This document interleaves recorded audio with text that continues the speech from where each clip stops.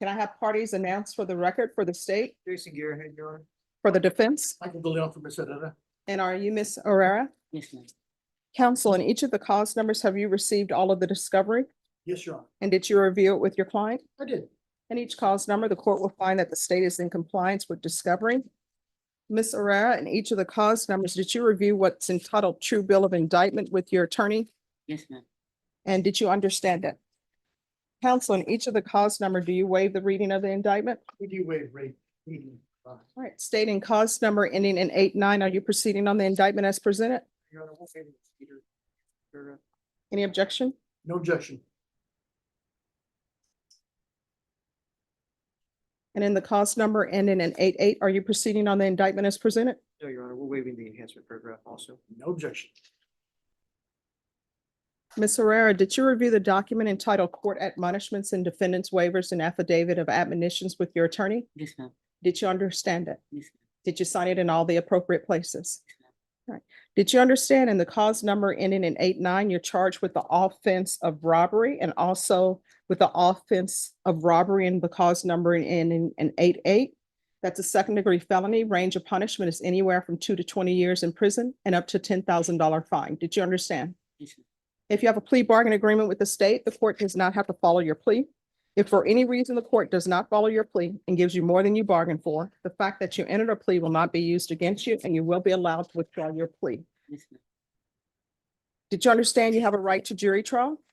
A right for you or your attorney to cross-examine and confront any witnesses the state would call in the right to remain silent. Yes, ma'am. Did you understand by entering this plea bargain agreement, you were giving up those rights?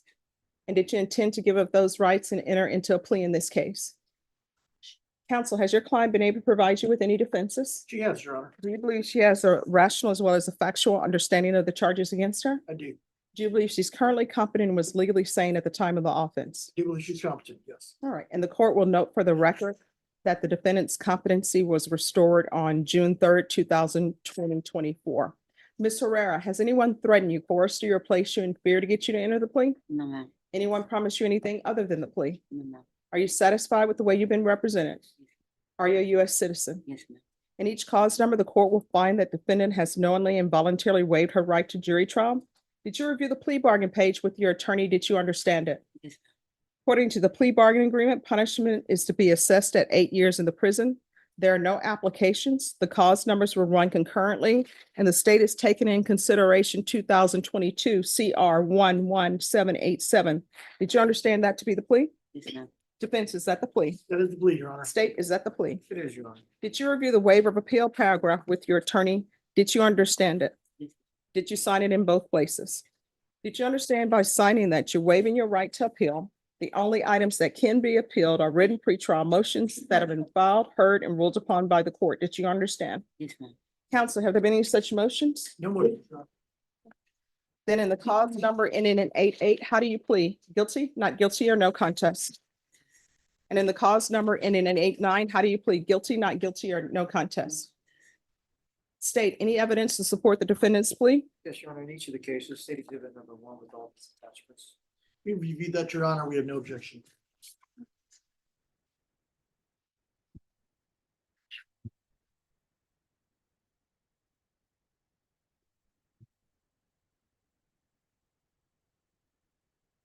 All right, state, you may be excused. Thank you. Ms. Herrera, did you review the document entitled trial court did you review the document entitled waiver and consent to stipulation of testimony and stipulations with your attorney? Yes, ma'am.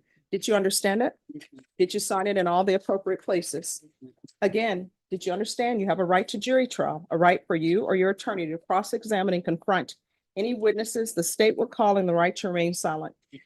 Did you understand that today the state will be presenting evidence in the form of witnesses' statements and police reports, but most importantly, there will be no live testimony? Did you understand? In each cause number, the court will find that defendant has knowingly and voluntarily waived and consented to stipulation of testimony and stipulations. Court will accept into evidence states exhibits 1 and attachments, and the court will review the same.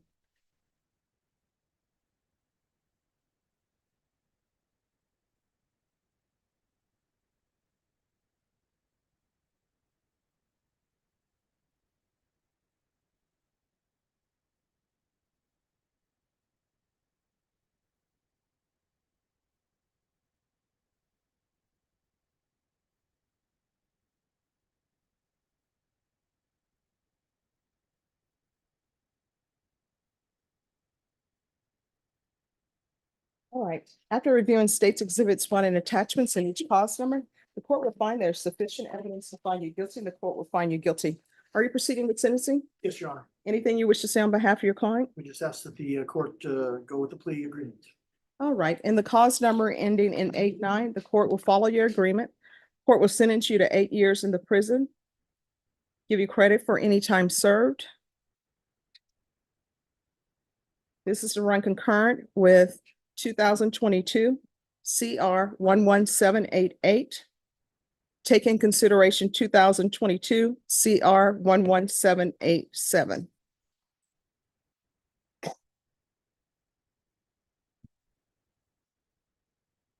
And the cause number ending in 88. The court will find you guilty.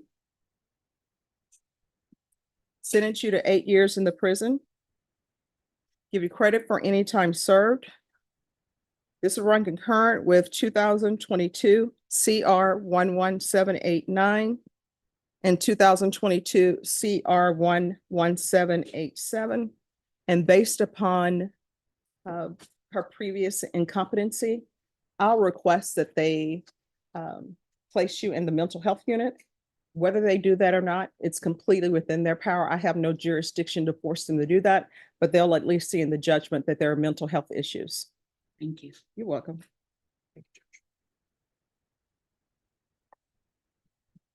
All right, is there anything else with regards to sentencing in either of these cause numbers? Nothing else, Your Honor. Ms. Herrera, in each of the cause numbers, did you review the document entitled Trial Court Certification of Defendant's Right to Appeal with your attorney? Yes, ma'am. Did you understand it and sign it? Yes, ma'am. All right, because this is a plea bargain agreement, because I followed your plea bargain agreement, and because you waive your right to appeal, you do not have the court's permission to appeal. Because this is a felony conviction, you're not allowed to own or possess any weapons or ammunition. If you have a question over what a weapon or ammunition is, you'll need to speak to an attorney.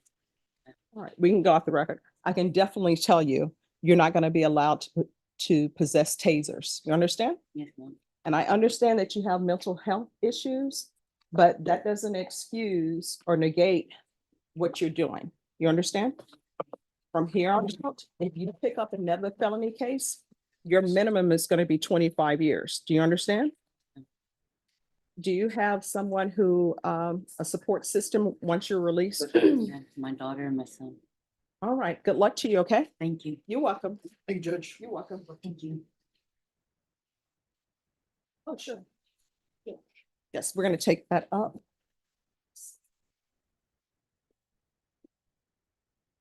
All righty. All right, who else do you have, Mr. Brenda Rodriguez? Come forward.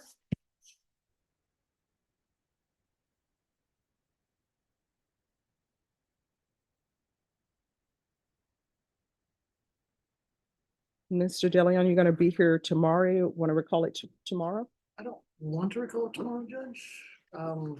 We actually, I do need a little bit more time to have substantive arguments or communication with the state. All right. Could you hand me a reset form, please? All right, I can set it for August 26th, 27th, or 29th. I'm in California at that time with a vacation letter, Judge. Oh. I could file a motion for continuance if the.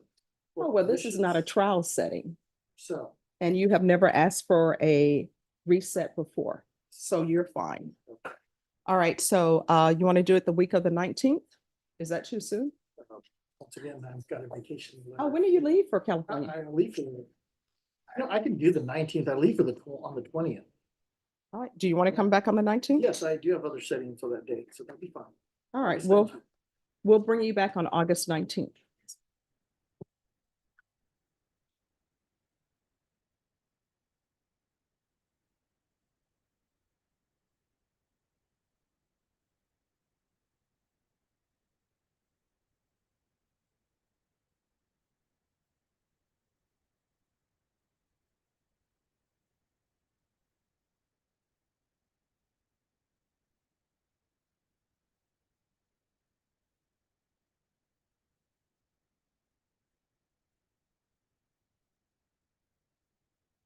All right, and you can have your client put her email address on that. Once you sign that, you're excused. Thank you, Judge.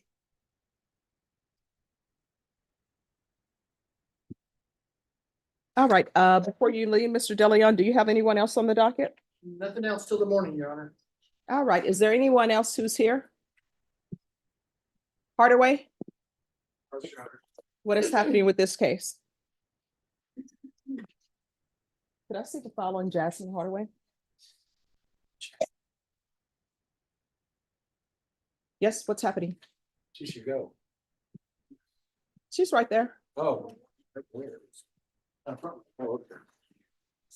Yes, Your Honor, I think we have a potential resolution of all these cases. Okay. Mr. Edelman and I had a discussion about it, because it's a little bit off the beaten path. I wonder if you wanted to do that in court or do it in the back. You want it in the back. Well, the procedure to employ in this particular case. All right. You all cool with it? Yes, you all want to come back tomorrow? I think we can resolve it today if you think this is the way we can proceed. All right, if you'll just give me a moment. Sure. Okay. We'll be here. Me and Mr. Doesn't he look like the governor of Minnesota? Oh, Chunk- well, why is he here? Shouldn't he be on the campaign trail? I was asking.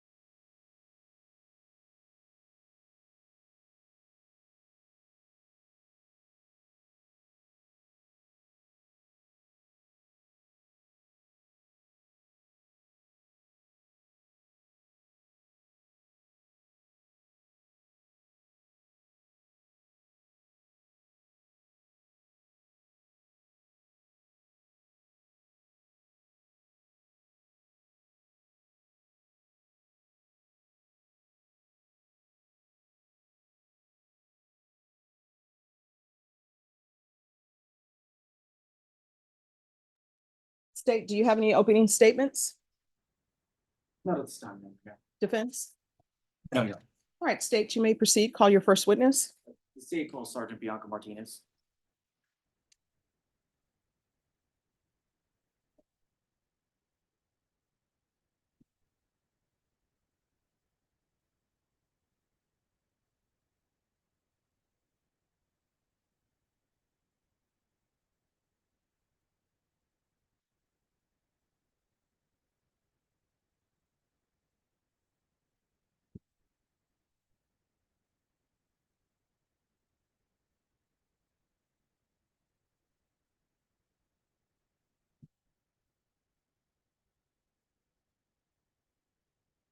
All right, you're still under oath. If you could state your name for the record, please. Bianca Martinez. State. At this time, the state's gonna offer State's Exhibit number 109 into evidence. It was USA insurance documents related to this case there was a business records affidavit and notice of business records affidavit that was provided to defense a month ago. And I could take a big defense. Yeah, may we inspect it, Your Honor?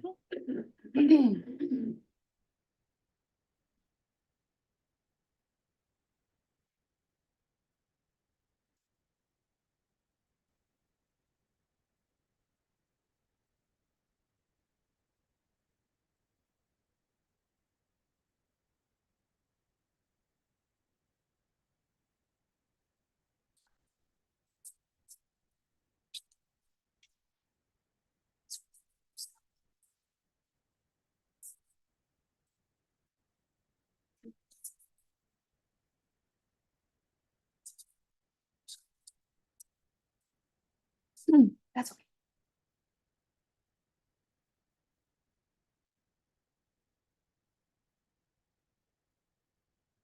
Your Honor, I apologize. We haven't seen it in this form, so we didn't, What form have you seen it in, counsel? well, they gave it to us in a PDF form, but we haven't seen it in this binder, and we don't know if these are the same documents we were given. All right, approach, please.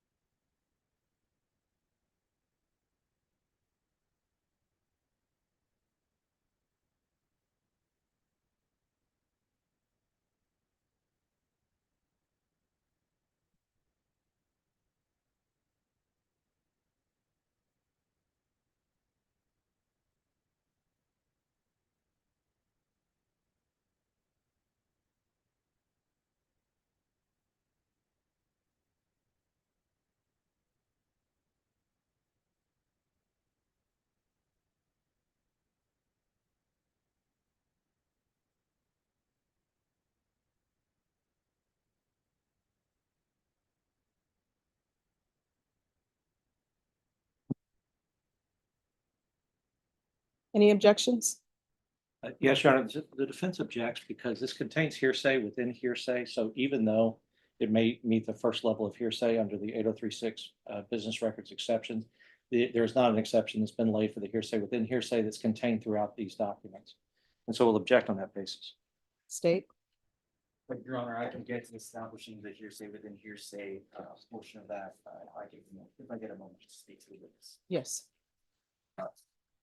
Sergeant Martinez, have you had a chance to look over the documents that are contained in that binder? Yes, sir. Have you had a chance to listen to the audio recording that's accompanied with, that was accompanied with the documents in that binder? Yes, sir. And what was that audio recording? The audio recording, what was it of? Yes. It was a conversation between the defendant and the USA claims representative. And there's a transcript in 109 of that conversation. Have you been able to compare the transcript and the recorded conversation to one another? Yes, sir. And were you able to recognize the defendant's voice? Yes, And were you able to follow along with the transcript along with the audio recording? for the most part, yes. What do you mean for the most part? I was the audio recording was a bit choppy, but I was able to follow along with the written transcript. Was that written transcript, is it a true and accurate copy of what was in that audio recording? Yes, sir. Defense. May I take this witness on board, Doctor? Sure. So Sergeant Martinez, I think what you just stated was. You may could- have a seat. Oh, sure. Yes. I think what you stated is that you couldn't hear the recording in some parts, so you followed along with the transcript. Is that right? No, sir. I followed along simultaneously. And maybe I misheard. Did you testify that the recording was choppy and that you had trouble hearing the recording? A bit choppy in some parts. Yes, sir. Right. And you didn't do the transcript, nor do you know who made the transcript? No. And that transcript is not an official court reporter's transcript or certified as an official transcript for court purposes. I'm not aware of that.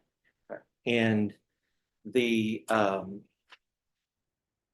as far as what was choppy, I guess when you're saying that it was choppy, you're saying that you had difficulty hearing, but you looked at the transcript, which helped you to be able to hear it. The audio just cut in and out very briefly at times, but I was still able to follow along with the written transcript. But without that transcript, you would not have been able to hear where it cut out. As far as the words, Yeah, if you didn't have the transcript, you wouldn't have been able to hear it at the parts where it was cutting out. I don't believe it cut out long enough at any point in time where it cut out whole words. But there were partial words, I guess, and I'm just trying to understand. So there were partial words that were cut out that you weren't able to hear, but the transcript aided you in being able to hear what those words were. I feel like for pretty much the entirety, I was able to recognize the words that were on the written transcript and the audio words from the audible transcript or the audible recording. Understand. Your Honor, I guess at this time, that's not the only hearsay within hearsay issue, but I do believe that including a transcript that is not a certified transcript, that this witness cannot testify where the transcript came from, who did the transcript, and all of those things. There's rules about transcripts, and when they're offered in a court of law, they have not followed those rules, and so therefore we do not believe that that should be admitted. Additionally, that's not the only part where there's hearsay and hearsay. There's a lot of letters back and forth from lawyers. There's legal documents. There's other things that all qualify as hearsay within hearsay. I don't. With regards to the letters, can I have parties approach, please?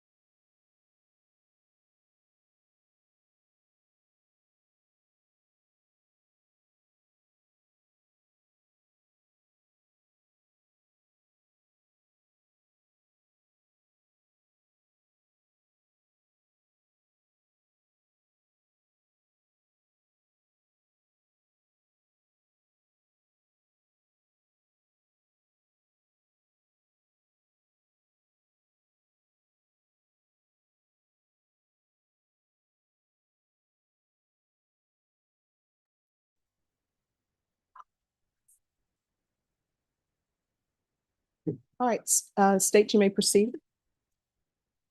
Yes, Judge. That's. So, Dr. Martinez, have you had an opportunity to look at the documents that are involved in states 109? If you're referring to that large binder, yes. 109A precise. Well, I'm gonna show you part of what's in a 109A. I had an opportunity to see this email. Yes. And who is the email sent by? It's sent by the defendant And who's it to? Can uh, you tell? to USA to claim their claims. Okay, would you be able to read what the email says? Your Honor, I'm sorry, I object to hearsay. I'd like to take the witness on for dire about how she could identify that that email was sent by the defendant. All right, the objection to hearsay will be overruled. Speculation as well, as far as the fact that she can't identify. We don't have any evidence. All right, State, lay the foundation if possible. Are there any other emails here where the defendant identifies himself? Yes. Okay, and what does he identify himself as? By his name, Alexander Castro. All right, objection is overruled. You may proceed. If you could read, let's begin from where I'm pointing.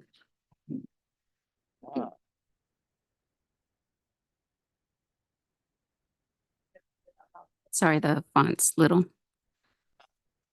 Hello, anything yet on the photos or even a response? I have tried calling, but have not yet been able to speak with her. Is there anything you can do on your end because this has dragged on long enough? I will keep calling, but maybe you'd be able to as well, or be able to speak to her supervisor. The number is 210-207-7385. Detective Ramirez or the SAPD case number should get you in contact with someone. Like I said, I will keep trying as well. Thank you. So it mentions there that it's been dragging on for long enough. What was the date that this email was sent? This date shows September 13th of 2022. And how long after the crash here was this sent? That would have been less than 2 months. And there's a phone number that was given out in the email. What was that phone number? That's the phone number to the traffic investigation detail. And have you had an opportunity to look at the other emails that are contained in this binder? Yes. And in states 109A, are there other conversations about reaching out to you regarding photos for processing the claim? Your Honor, I Yes. object to hearsay if it's not the statements of the defendant. All right, if it's not the statements of the defendant, that will be sustained. And are these emails sent? Your Honor, I'm sorry, may we have an instruction for the jury to disregard? All right, ladies and gentlemen, you'll disregard the last question. You may proceed. If it's moves for Mr. Denied. Does the defendant in other emails talk about the claim being processed? Yes. And does it create context for what he's talking about here about the claim dragging on for too long? Yes. Your Honor, I just object to hearsay again. It's a backdoor way of hearsay where he is speaking about things that the court has sustained. All right, overruled. You can answer the question. Yes. And I'm going to show you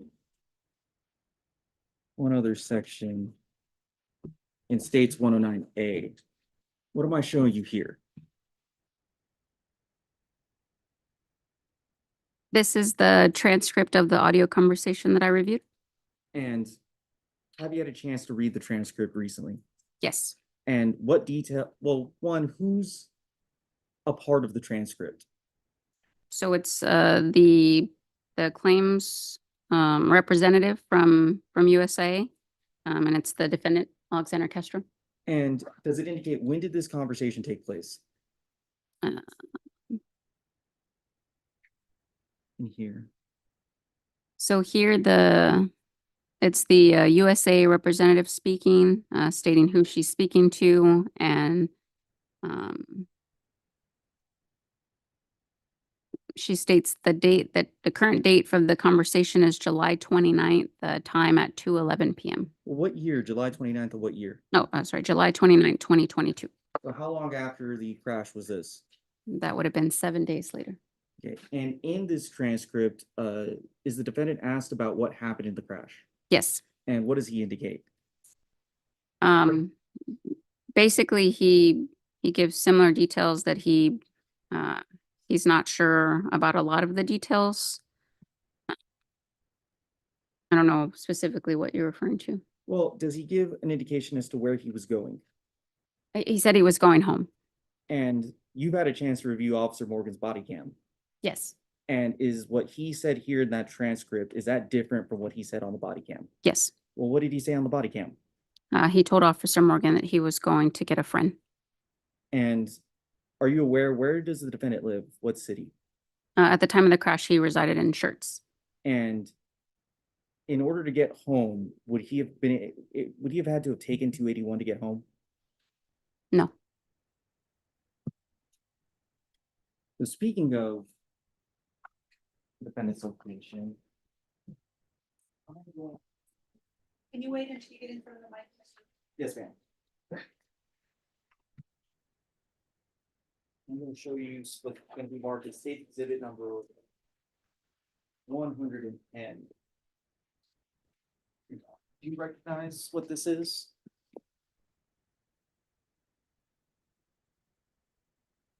This is the search warrant I filed for the defendant's vehicle. Well, what specifically were you looking for in the defendant's vehicle? I was requesting to retrieve, so the defendant's vehicle has two different modules. Aside from the airbag control module, there was a Bosch multimedia module and an LG OnStar module. So I was requesting to retrieve those two modules. Well, can you explain, why would you want to get those two modules? So the information that they store, those modules specifically are for the infotainment center. And most vehicles are in the center console area. So the large screen that everybody kind of navigates through for media, navigation, just things like that for the vehicle. So all that information stored in those modules. And have you been trained to extract that information from vehicles? Yes, I've been certified both as a technician and an analyst. And is this states 110, is that a true and accurate copy of the search warrant that you submitted?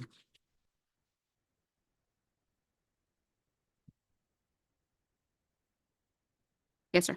Okay, and has it been altered in any way? Does not appear to. Your Honor, state at this time would offer states exhibit number 110 and tender to defense. Inspection.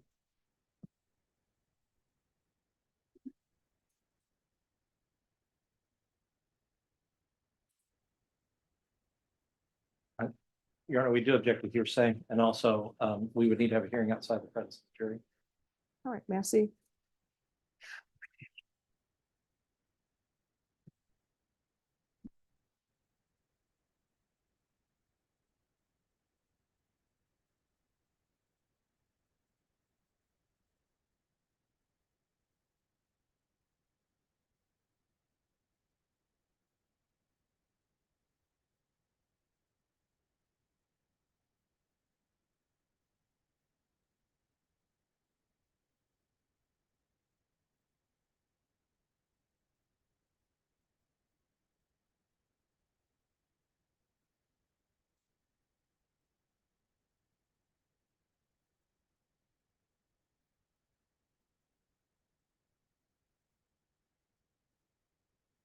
All right, ladies and gentlemen, if you could wait in the hallway for a moment, please.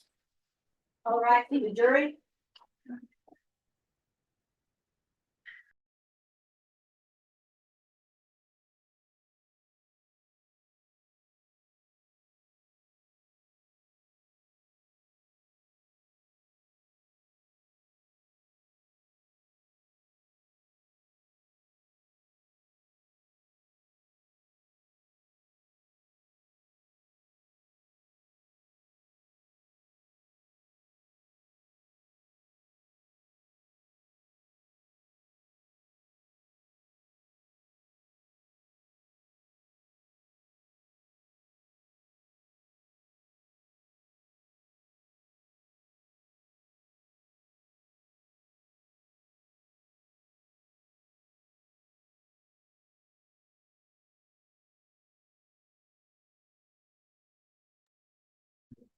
I guess part of it.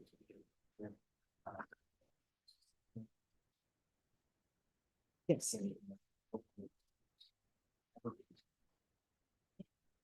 when the jury comes in, you will offer it as 109, and 109 will include the defendant's, whatever statements the defendants made, but the part that I sustained, the hearsay objection, that will not be in the 109 that goes with the jurors. So you can't hear just about, I don't think I ever followed up what the state actually offers. All right, so what you'll be offering will be State's Exhibit 109. Okay. And then we'll start with this hearing.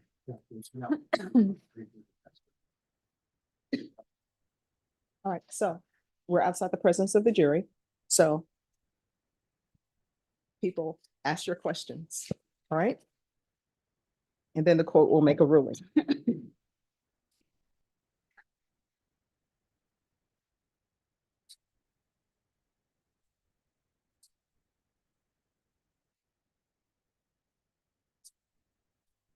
All right, defense.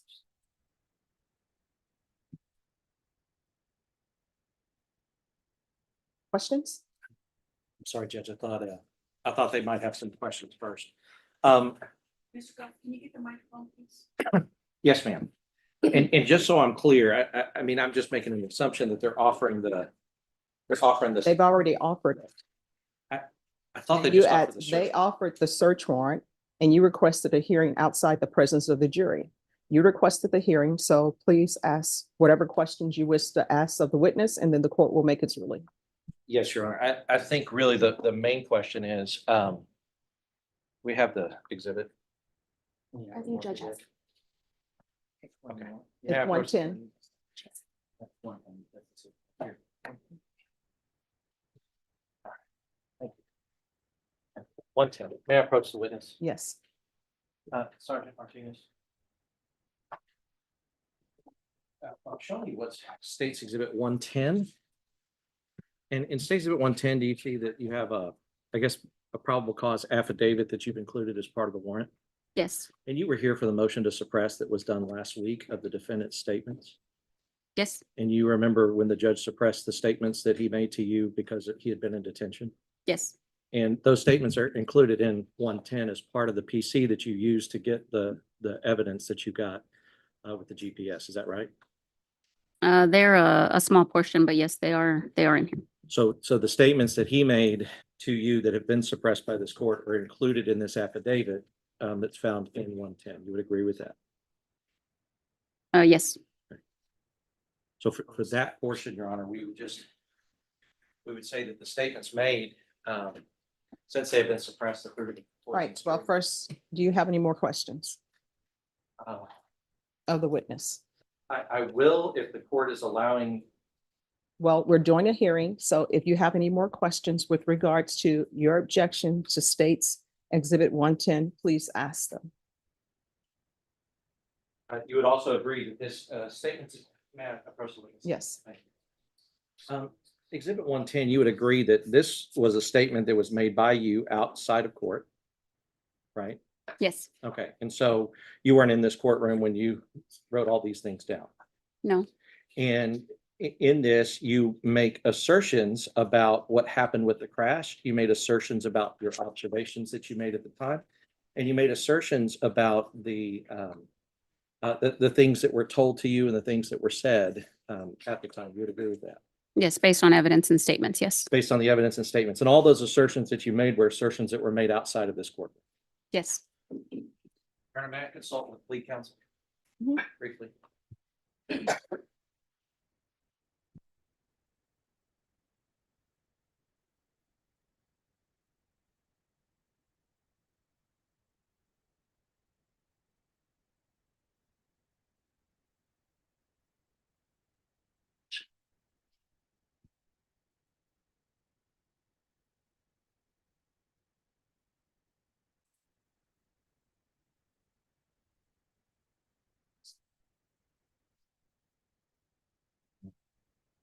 Your Honor, may I approach again? Yes. Thank you.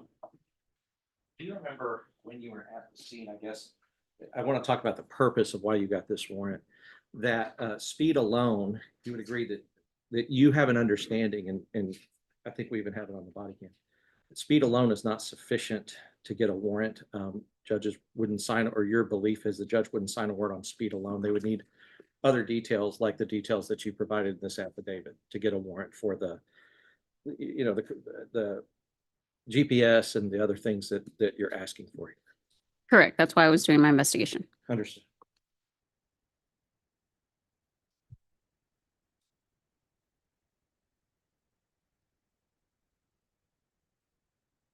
As to Exhibit 110, Your Honor, I'd have no further questions as to Exhibit 110. State, any questions?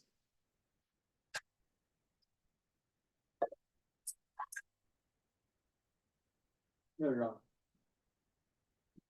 All right, then the court will hear argument. Yes, Your Honor. So as the court knows, an officer search warrant is hearsay, and they are almost never admitted in front of a jury, and they're never admitted as an exhibit because the search warrant statements and assertions that are made are used for the truth of the matter asserted. And because they are out-of-court statements used for the truth of the matter asserted, it's hearsay and should be excluded on that basis. Additionally, whether or not there was probable cause to get the evidence is a law determination that is made by the court. It is not a fact determination that should be made by the jury. And so therefore, especially because we're in a punishment phase, there's not even a 3823 issue. So because of that, the more proper venue would be for the court to review the search warrant and review the evidence they're trying to get from that and make a legal ruling, as is the court's power and right and responsibility, and not have it go in front of the jury, which is not it is irrelevant for the jury to know or understand about the specific statements and hearsay statements that are made in the warrant. Additionally, in this warrant itself, because the court has suppressed statements that are used to form the basis for probable cause, in this warrant, the fruit of the poisonous tree would dictate that that this warrant should not go in front, especially with those statements. And really, our argument will be, right now we're arguing just with the admission of the warrant, but then our argument will then move on to what the warrant obtained and why the warrant was faulty in that instance. And so that's why we're asking the court to sustain the objection to hearsay on Exhibit 110.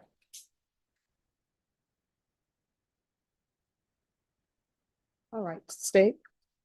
Judge, in regards to the state's Exhibit 110, the court can make a determination looking at the search warrant itself and strike the parts that have been suppressed and make a determination as to whether or not the search warrant was survived and scrutiny in that regard. Again, the state's Exhibit 110, the purpose of entering it is just so that the jury will be able to see that this information was obtained by a search warrant. The other information that was provided through the truck or obtained through the truck, that wasn't according to a search warrant, that was according to a consent to search. And so we just didn't want to we wanted to make sure that those two issues were not confused with one another. All right, and if I can see the search warrant, please. Yes, ma'am.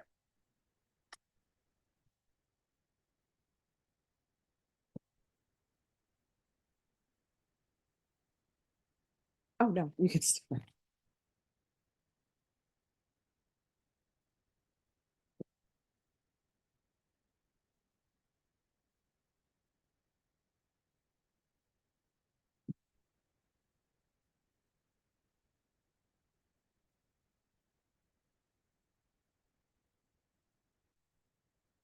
And is the plea ready on the other case? Yes.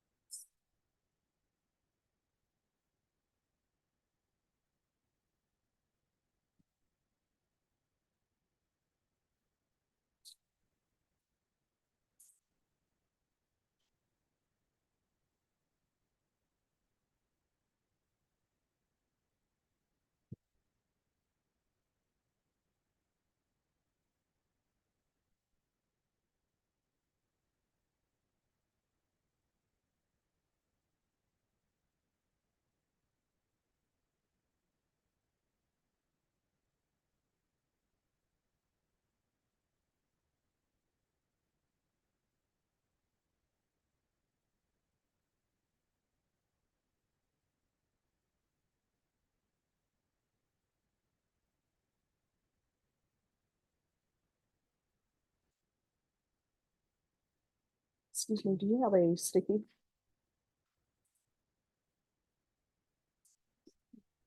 Thank you.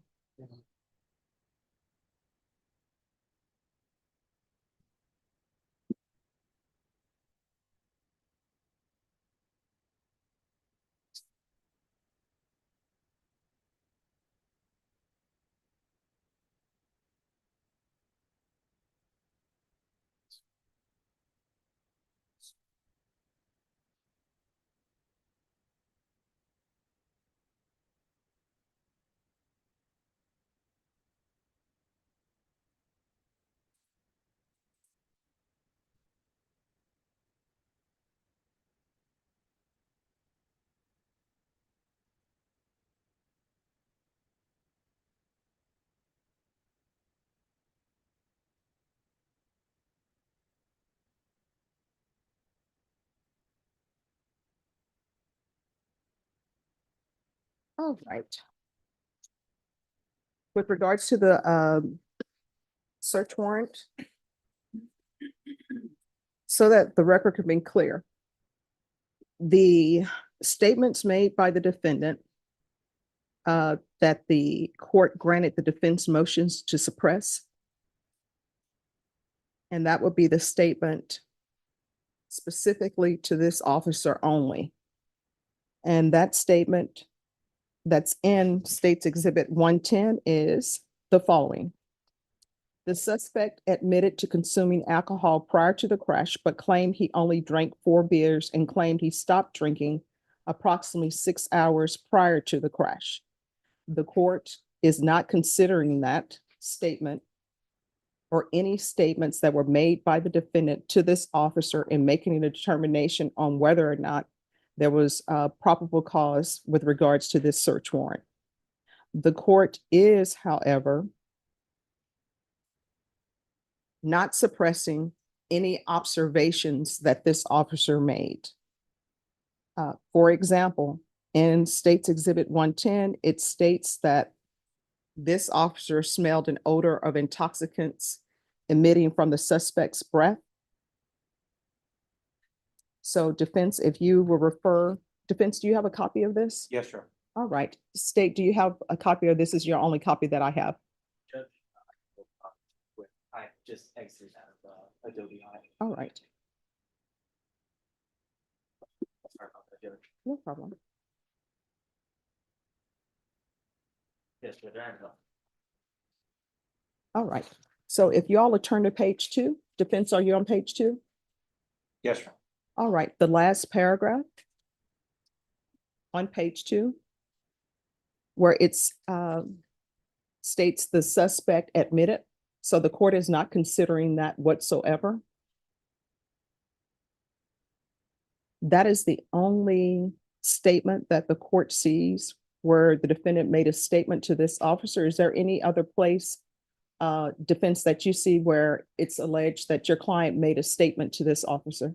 Yes, Your Honor. If you look above that, it's still at the beginning of that paragraph. Mhm. I spoke with the suspect approximately 4 hours and he was unclear about how the crash occurred. That All right, and the court is not going to consider that as well. understood. All right, so the court will not consider that. Is there any other place that you all see in State's Exhibit 110 where your client is alleged to have made a statement?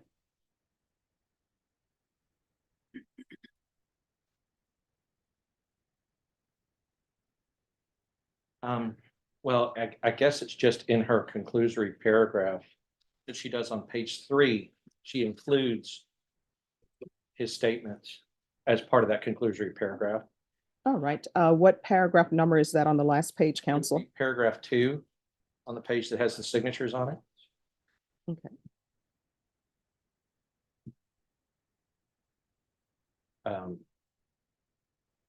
And admitted to drinking prior to the crash. All right, and the court will not consider the part where it states that he admitted to drinking prior to the crash? Judge. Yes. Just on that point, there has come already testimony from one of the other officers that the defendant did admit to drinking alcohol. No, I'm just dealing with specifically what's in this search warrant through this officer.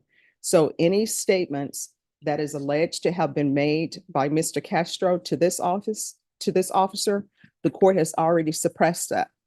So with regard to that page, counsel, that part of the sentence where it states that your client admitted to drinking prior to the crash, the court is not considering that and making a determination of whether or not probable cause existed. Is there anything else from either side? Only a clarification, Yes, if I may, that, of course. And you can remain seated. okay, thank you, Judge. I find that people hear better when everybody's seated. Sure, just so that I'm clear on, as you know, to preserve the error, I have to make sure I'm making the right objections at the right time. So I believe what the court is doing is a probable cause analysis of the statements and the information left in the warrant or the PC affidavit. Yes. But we are not discussing whether or not this goes in front of the jury. We're just No. discussing this for the, okay, thank you, Judge. Sure. I have nothing further after that. All right. So that the record is clear. In reviewing the affidavit for the search warrant on whether or not probable cause existed, the court is not considering statements made by Mr. Castro to this witness. The state previously granted the defense's motions to suppress statements that Mr. Castro made to this specific witness.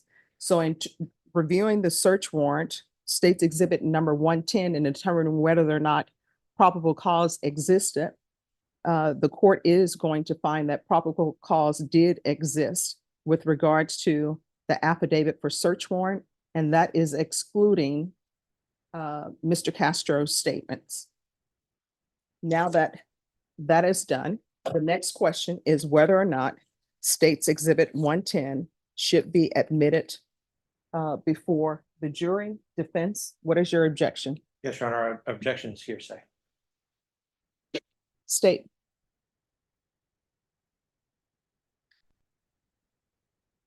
Judge, again, this is not for the truth of the matter asserted. It's, again, it's to show that the search warrant was obtained lawfully and that it's not to conflate this with the earlier search of the truck. Your Honor, if I may respond to that briefly. Well, just for a moment. Isn't she able to testify that she obtained a search warrant? Yes, Judge. So then state's exhibit number 110, is it needed to be admitted? No, no. All right. Thank you.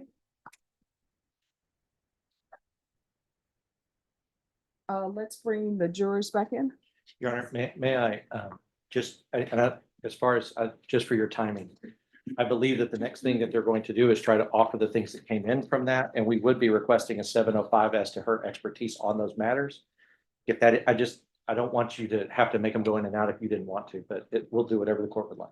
Well, we'll see what is being asked for. I have no idea Yes, sir. what's going to be asked for from this witness. Yes, sir. All Understood. right. All right, let's bring them in. All right, for the jury.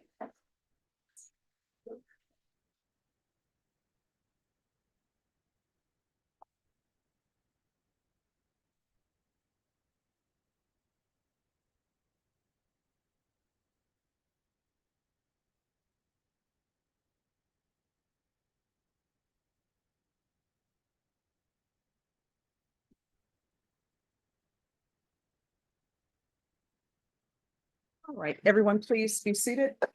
State, you may proceed. So Sergeant Martinez, so you Can were you able. use my- Microphone. Oh, excuse me. So Sergeant Martinez, were you able to obtain a search warrant in this case? Yes. And what were you in particular looking for? I wanted to extract the Bosch multimedia module and also the LG OnStar module from the Chevrolet Silverado. And you may have answered this before, but are you trained in how to pull that data from vehicles? Yes, I'm a certified technician and analyst for those types of modules. And what type of training did you receive to be able to pull the data from these models? I'll refer to my resume.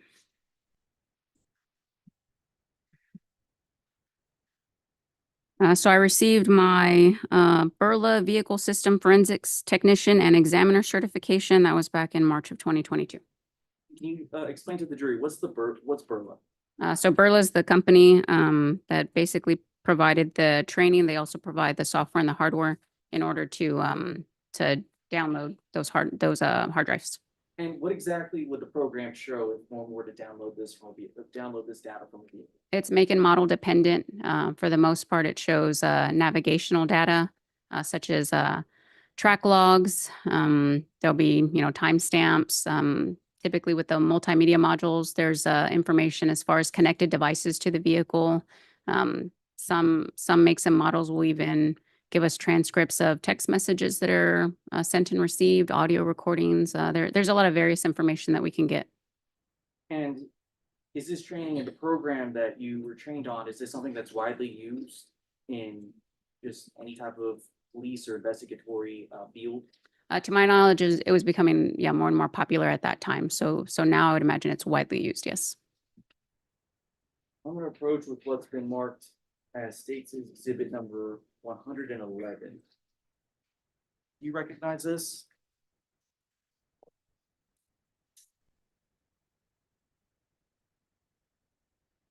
Yes, so this is one of the track logs that I was able to retrieve from the LG OnStar module.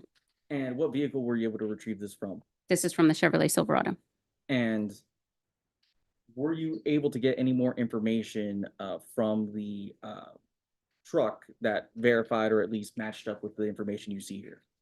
Yes, so these these timestamps coincided with map. So Your Honor, whenever I you just open, object to her testifying from a document, not an evidence. All right. Hearsay. Sustained to hearsay.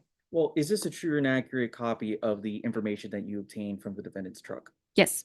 Your Honor, State would offer State's Exhibit number 111. Your Honor, we would object to speculation as to this witness's ability to extract it and request a 705 hearing as to her expertise.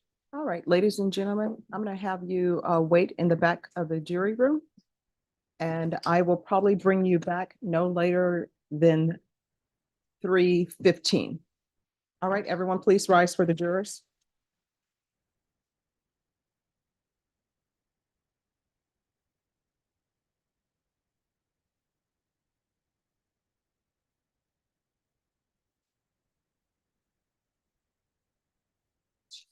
Yes.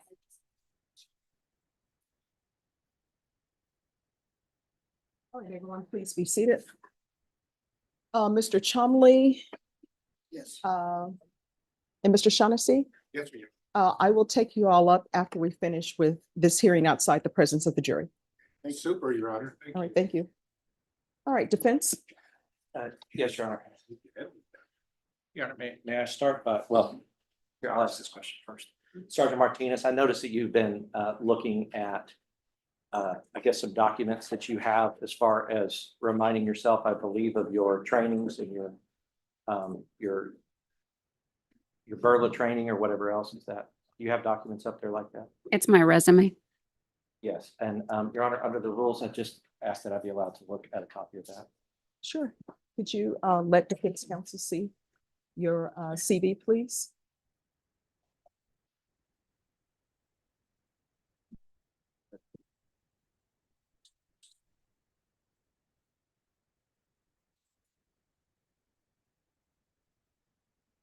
Yes. All right, is there an extra microphone?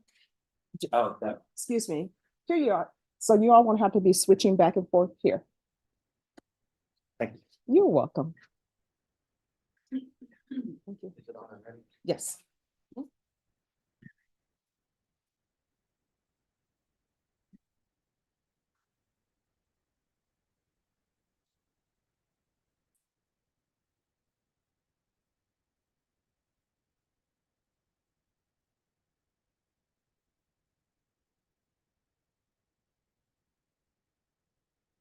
Your Honor, may I approach and give her? this Yes. back? Thank you.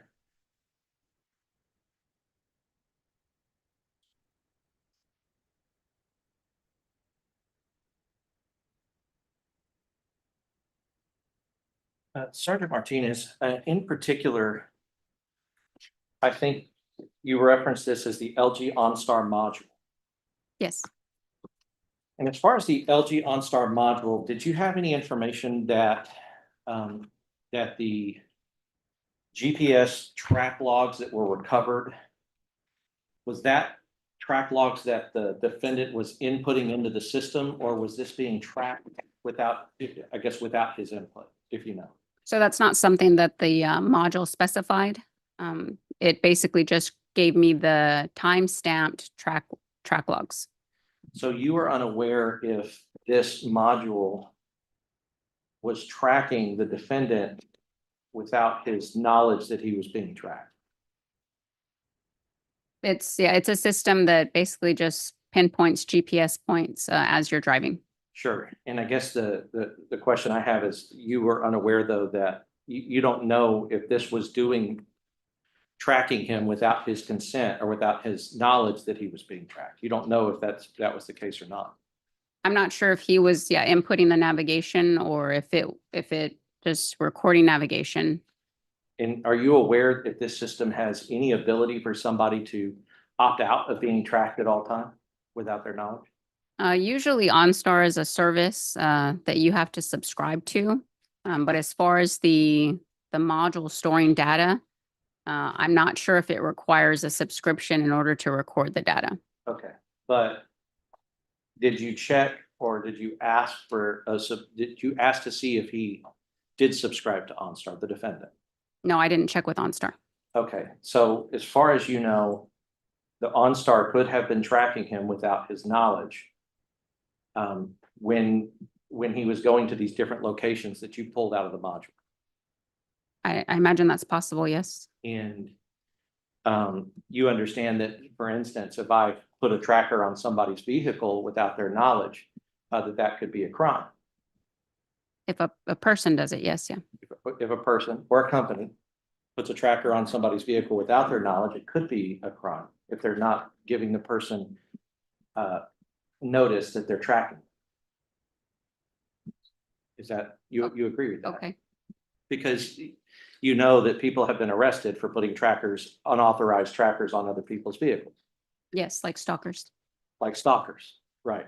And so as far as in this particular, just so it's clear for the record in the court, because the court hasn't seen this, Exhibit 111 that you were referring to basically is a page that gives you addresses that you're saying that the defendant's vehicle went to that evening before the crash.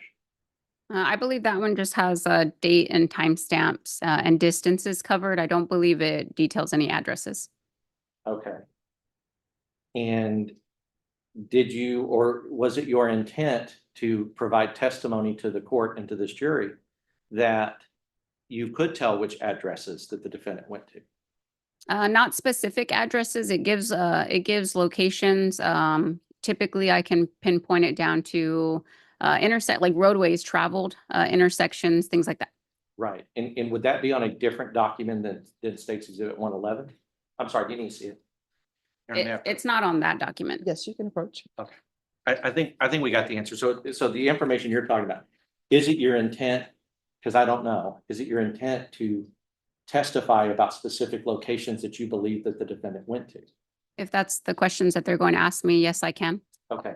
So as far as Exhibit 111, is it your intent to testify that you extracted data from the vehicle that you were trained to extract from the OnStar, let me get it right, the LG OnStar module?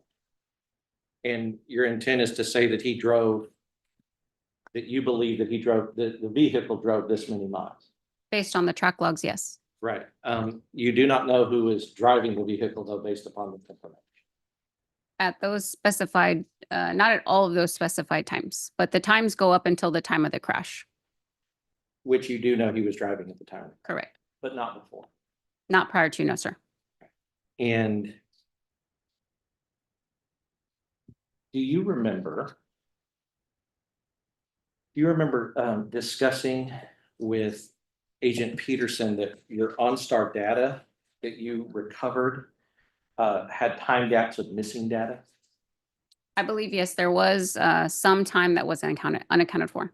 And because I know you've been trained to extract, but you have not been trained in the actual workings of how the OnStar module works as far as being able to diagnose why there was missing data or if it was working properly.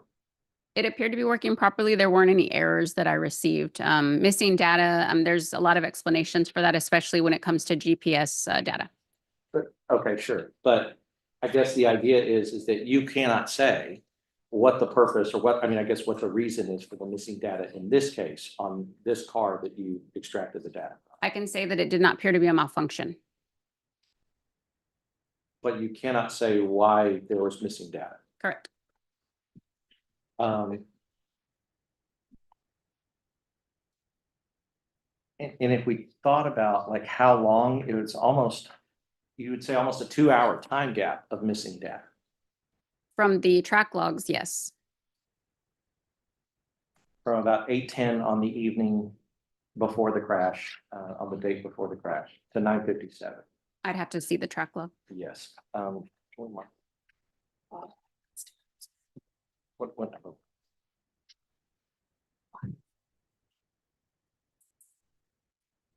Your Honor, may I first witness with the exhibit? Yes. I don't know the number and we don't have a sticker, but I would ask to mark it next in order if the court does know what the next one is. All right, is it a defense exhibit? It's a defense exhibit. Yes, sir. All right, for purposes of this hearing, you want to mark it as 3 with a letter? All right, defense? Ms. O'Gean, Yes. 3A? 3A. Okay, Judge. Currently, and Carlos.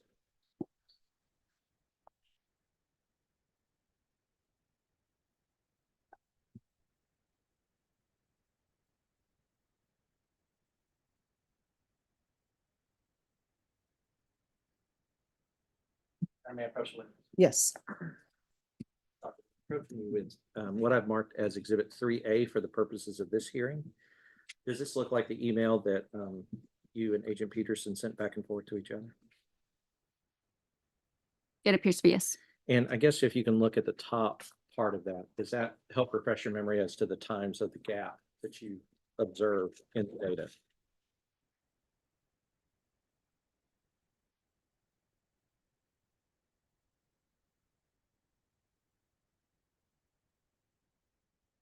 Yes, I notated the time gap from the track log. And later we were able to fill in the majority of that time. Okay, and was that time, as I said, 8:10 to 9:57? Yes.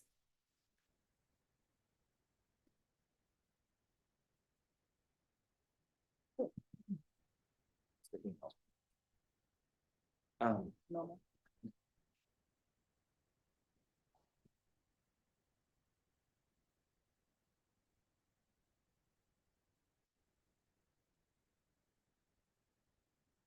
Well, I guess so.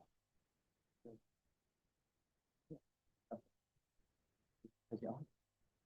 I'll do it all now. Okay. Your Honor, as to 111, this is all that I have. I do understand that they plan on offering the location data. And so I guess having the jury go in and out, and it looks like I'm the one that's making them keep getting up and going in and out, I would prefer, if the court is amenable to it, for us to just get all of this out right now while the jury's out, so we can have this hearing and then the court can make the ruling on all. Do you have any more questions about location data? I do not have any more questions about 111, but they're going to offer 112, I believe, that's going to show specific locations. All right, with regards to 111, the court will hear argument. Yes, Your Honor. So I guess first and foremost, our objection that we are going to make is under 3823 of the Texas Code of Criminal Procedure. The state cannot show that this data was not collected in violation of a law of the state of Texas, as 3823 states, that it can be a police officer or any other person. Person has been defined as corporation in the code.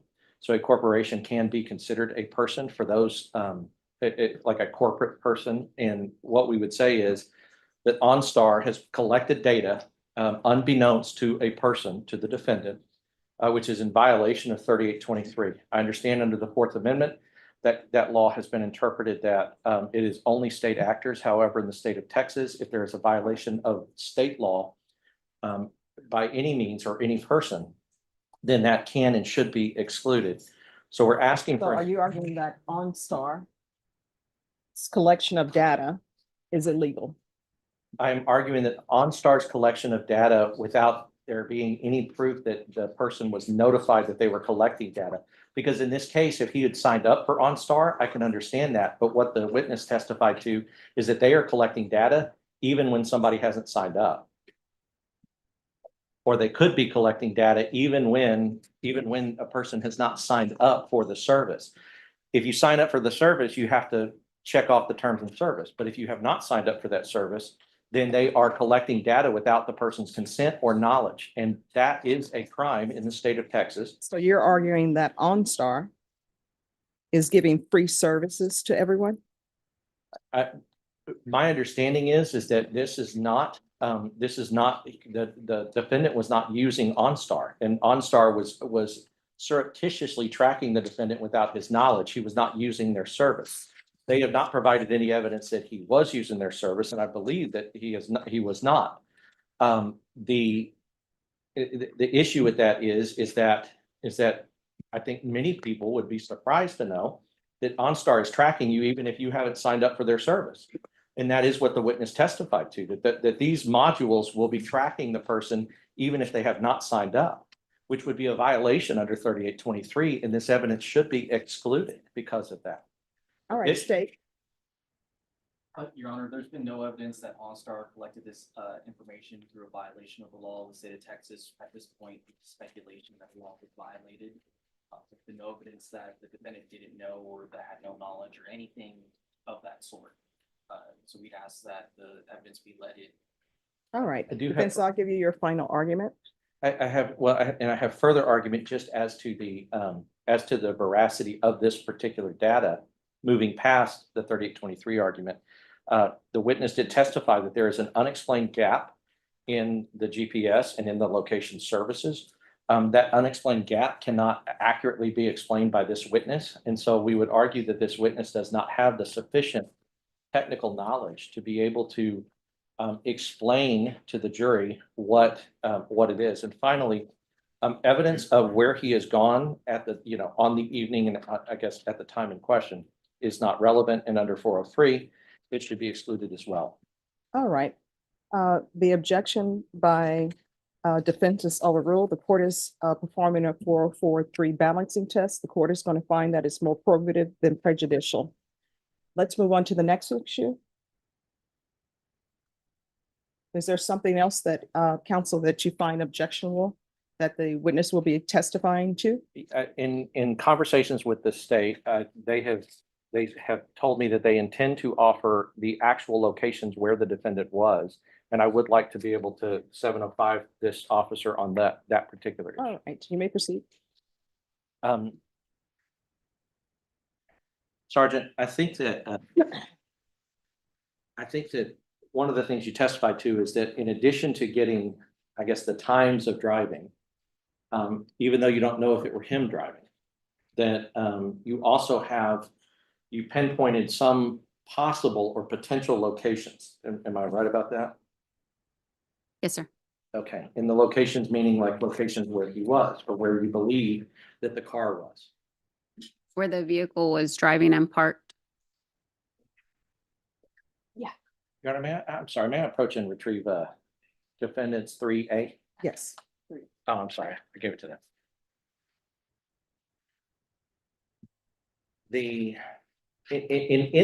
In that situation, what you were able to testify to is that you cannot say exactly where a person is. You can just say they are in the general area or the general location of a place. You would agree with that? Based on the data that I had, yes. Right, because a person, if there are two shops next to each other and one shop is a dress shop and one shop is a suit shop, you wouldn't know which one that they were actually located at. I was able to determine where the defendant was at a later time with other evidence. With other evidence, but not with the evidence here. Not solely with my evidence. I placed him in a general vicinity or at a location. Yeah, if there were multiple shops or bars or restaurants at that location, then I wasn't able to pinpoint the exact location solely with my information. Sure. And so what you did is you had to rely on out-of-court statements from somebody else, namely Agent Peterson, who went to those locations. Is that correct? Correct. TABC agent Peterson worked in assisting as far as getting further evidence. And so TABC agent Peterson is the one that told you that I believe he was located here based on other evidence that's not included in what you were able to gather from the GPS data. Correct. He provided sales receipts. So you had sales receipts that were provided. Notably, though, there were no sales receipts in specific to the Hills and Dales establishment that you believe that the defendant was located at hours before the crash. Nothing, to my recollection, nothing was obtained from Hills and Dales. Okay, so what you're testifying to really is that for that location and others based solely on the GPS data, you could not testify to where the defendant's car was located without having that other information or without having those out-of-court statements from Agent Peterson that he made to you at the time of your investigation. I could testify to where the vehicle was at the times from the track logs. I guess when we say was, I'd like to be specific. You can testify to a general location, but you cannot testify to where it actually was solely based on these logs. No, I can say where the vehicle was. If you're asking if I can say where your client was, then no. Well, I guess what I mean is that even in where the vehicle was, there are different locations that the vehicle could have actually been located at. It doesn't go within like an inch. It goes within an area, a generalized location area that is, I guess it is more than just the exact location. They're within feet. The GPS track logs are within feet. So whenever the GPS is tracking it on the roadway, like on a specific roadway, I can say with absolute certainty that the vehicle's on that roadway. If the vehicle is on that roadway, Mhm. but not exactly where it is on that road. Within feet. Well, you're saying within feet. So sometimes you can tell within feet, but as you know from your training with GPS locations, just like you don't know sometimes why there's a gap in the data, sometimes GPS location can be off by more than feet. It's tracked within seconds, so it's doing a constant track log. That's the point of the track log. So it's not pinpointing a specific spot just at this time. It's doing it in a log. So every few seconds it's tracking, and that's why it shows up as a log, as a route per se. Sure. But I guess what I'm saying is that if a car or a vehicle that is being tracked is stationary, then it is stationary, but there are sometimes you can tell within a few feet, and there's sometimes that the distance is actually further based upon GPS technology. Yeah, not a substantial amount of difference in distance. So you would say that if you testified, you could only say that a car was at a location. You could not say that the defendant was at any location based upon this. Based solely on that information, no. Your Honor, pass the witness. State, No, Judge. all right, court will hear argument. Yes, Your Honor. We would renew our 3823 argument. I understand the court has overruled it, but we do have to keep asserting it. And so I guess may I assume that the court is also overruling me on the 3823 issue? Well, I'll hear your argument. Yes, Your Honor. So the same 3823 issue that he is being tracked, they have not shown, and nor did the witness even try to get any information that he had actually signed up for this service or that any of this was consensual or with the defendant's knowledge.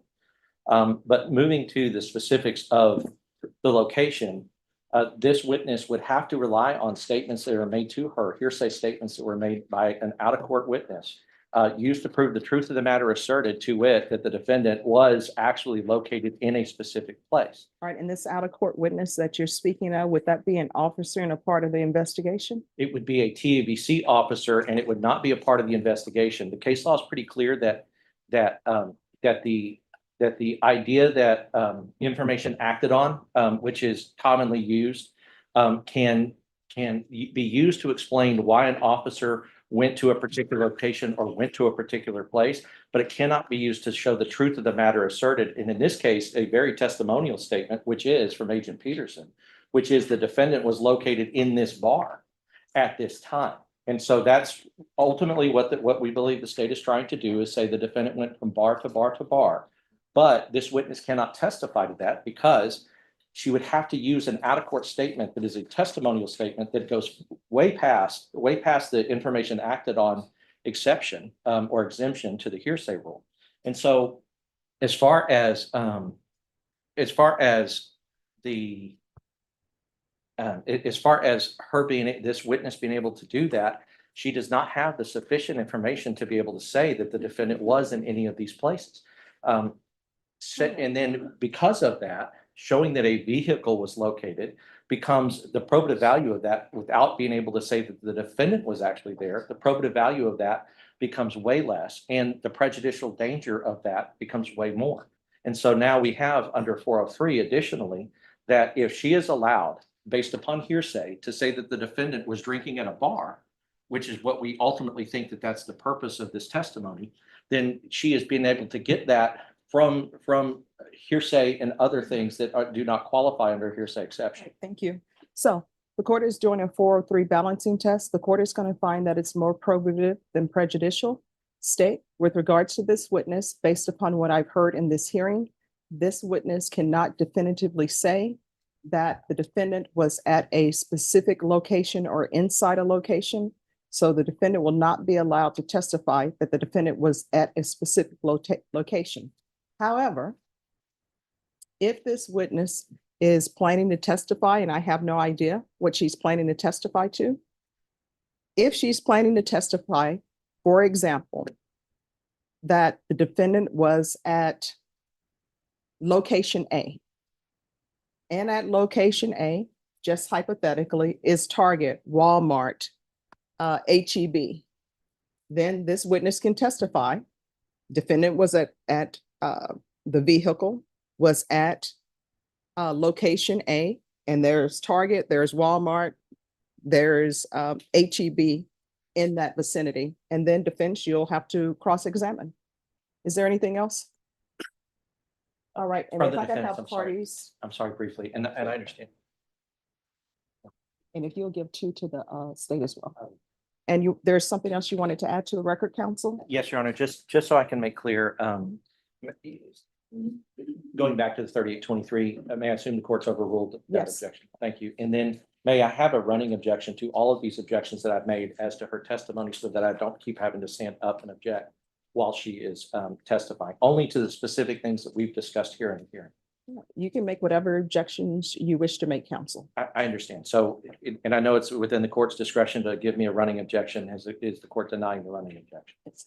You can make whatever objection you wish to make, counsel. Yes, Your Honor. All right, so any other questions? All right, so off the record, I've just given you all the copy of what you requested from the charge. So those are the 2 pages. Those will be the last 2 pages. So it's page 5 and 6. So if you'll just remove the current pages and defense, that's adding the bias or prejudice that you wanted added. And then I'm going to take this plea up, counsels.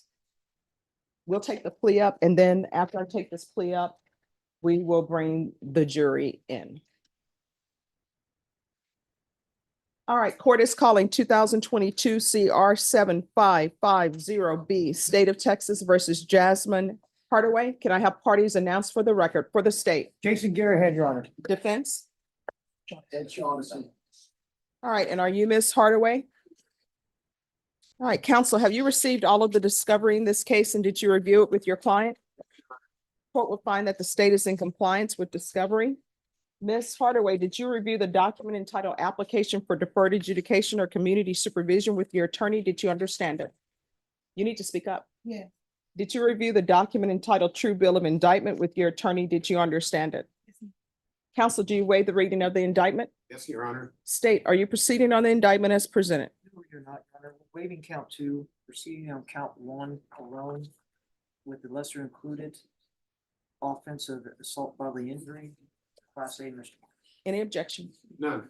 Did you review the document entitled Court Admonishments and Defendants Waivers and Affidavit of Admonitions with your attorney? Did you understand it and sign it in all the appropriate places?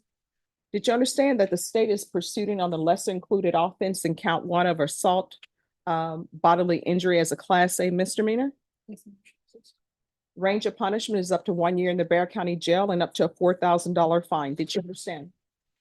If you have a plea bargain agreement with the state, the court does not have to follow your plea. If for any reason the court does not follow your plea and gives you more than you bargained for, the fact that you entered a plea will not be used against you and you will be allowed to withdraw your plea. Did you understand? Did you understand you have a right to jury trial, a right for you or your attorney to cross-examine and confront any witnesses the state will call in the right to remain silent? Yes, ma'am. Did you understand by entering this plea, you are giving up those rights? Yes, ma'am. And did you intend to give up those rights and enter into a plea in this case? All right, off the record for a moment.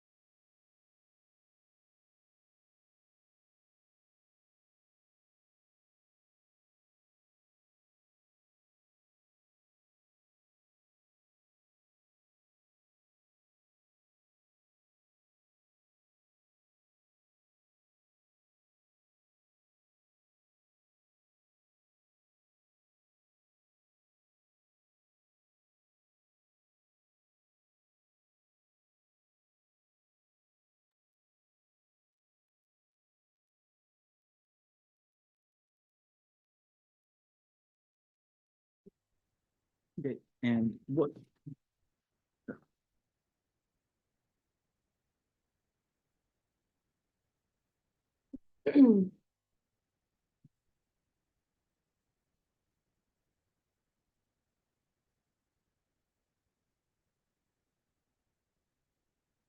And so taking a look at state exhibits number 112 through 120, what exactly were you looking at? So these were the maps that correspond with the track log points in the Burla system, the software system. And what exactly do these points show?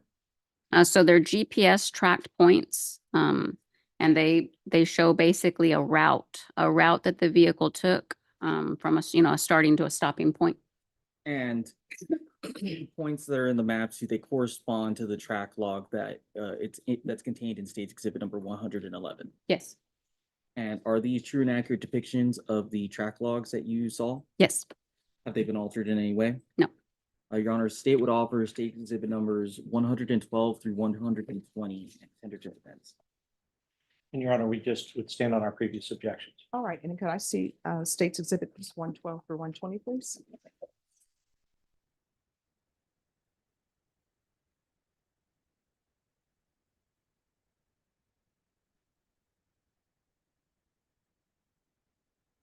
All right, defense, your objection is no, it will be overruled. States Exhibits 112 through 120 is admitted. Permission to publish, Judge. Granted. I'm showing you what's been on state exhibit number 112. What are we looking at here? so this is a map of one of the track logs, and to my recollection, the starting point would be this initial blue dot that's on the far right of the paper on 1604. And the vehicle is tracked down 1604 to 281 through a turnaround, and then through local roadways to an endpoint. I believe it was like 15,800. I wrote it in my report. 13,800 Jones Maltzberger Road. And Sergeant Martinez, if you'd like to step down from the well, so you can kind of point towards the exhibit. So that the Okay. jury can see.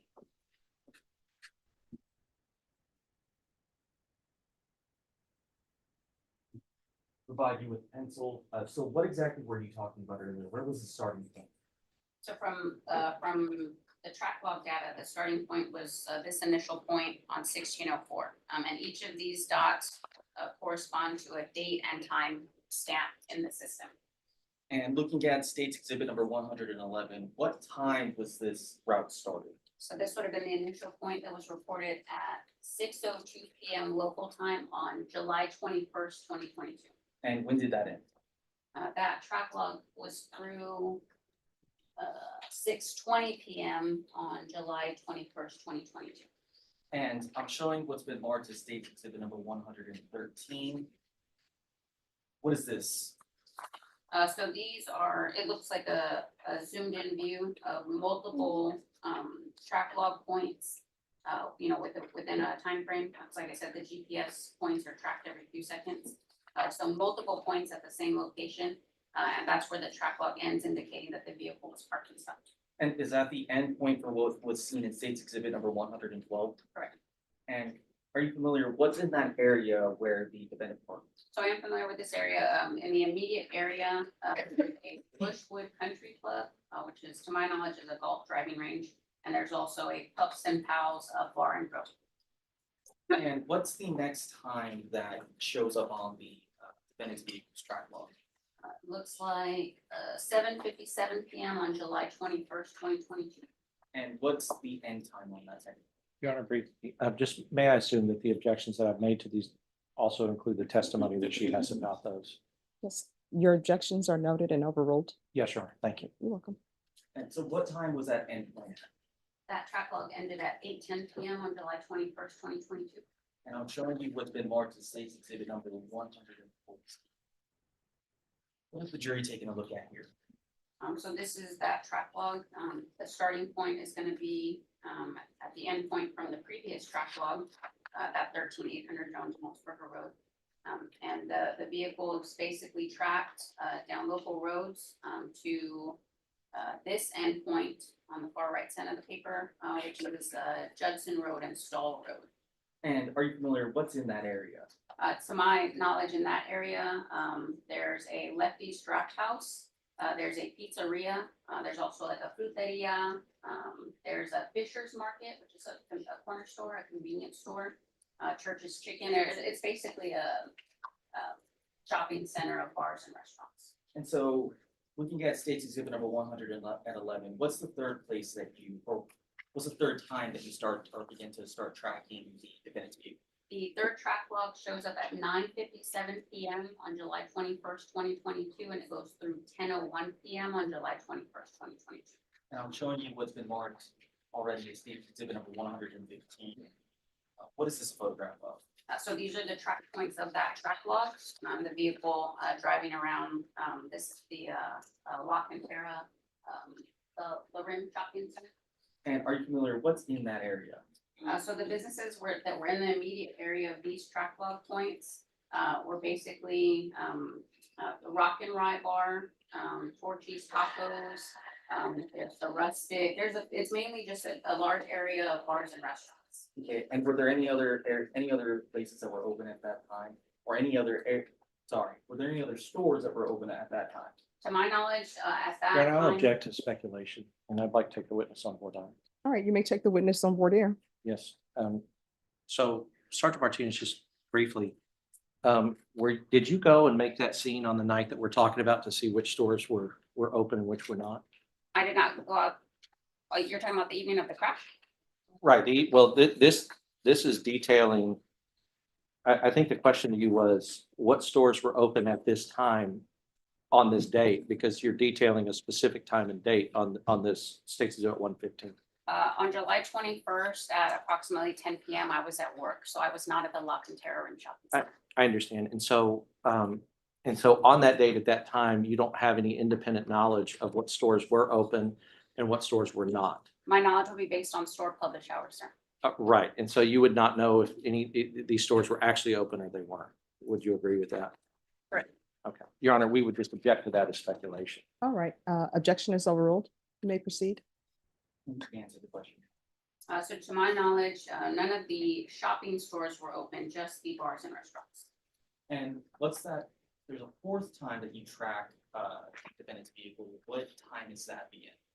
So that begins at 10:57 p.m. on July 21st, 2022. Okay, and what time does that tracking end? Begins at 11:10 p.m. on July 21st, still 2022. I'm showing you what's been marked as State's Exhibit number 116. What are we looking at here?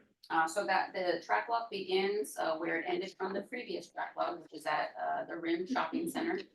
The vehicle drives through the Rim Shopping Center to get out to the local road to La Cantera Parkway. Proceeds southbound on the access road, then entering the highway to get on to travel southbound to get on the 1604 loop traveling westbound. And I'm showing you what's been marked as State's Exhibit number 117. Do you recognize this? Yes, this is the zoomed in point of the final track logs from the track log we were just referring to. And Sergeant Martinez, what is in that area? Are you familiar with the general area?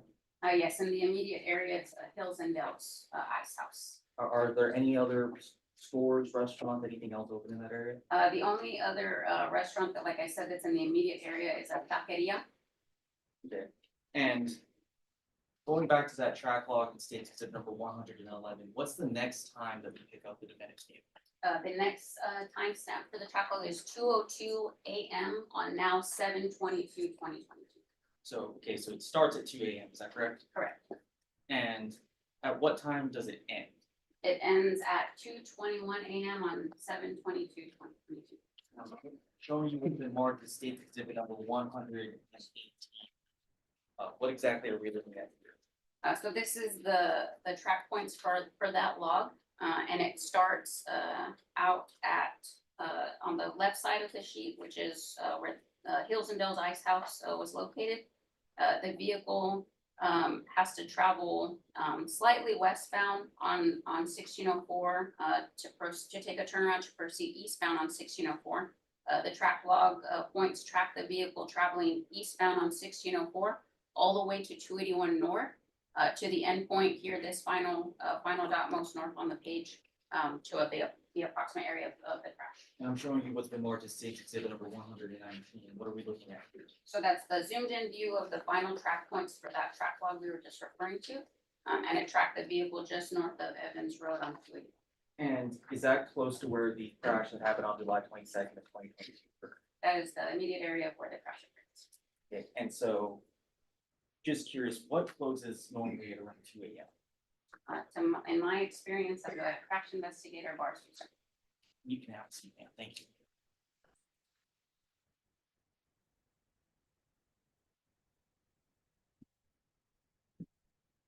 I'm gonna, well, just for the record, the state's gonna re-offer state's exhibit number 119. If you could re-offer that. All right, and any objections to the redacted 109? If I remember correctly, that is, I did make objections to the fact that the transcript was not a certified transcript. If that is part of the new 109, and so I would renew that objection, but no further. All right, objection is overruled. The redacted 109 is admitted. I'm gonna show you state's 109. Just to clear up a few things. I'm gonna ask, and I'm gonna point towards the paper because that may be the easiest way. Well, what was the question here? Can you read from this point? Question shows, what was the purpose of your travel? Where were you going? And what was the answer? Answer shows, I was actually just with a friend, and then I was on my way home. Okay, and again, you're familiar with where the defendant lives? Yes, sir. At the time of the crash, he resided in Shirts. And so looking at that vehicle track log, it appears that the vehicle turned on 281 where the crash occurred. Is that correct?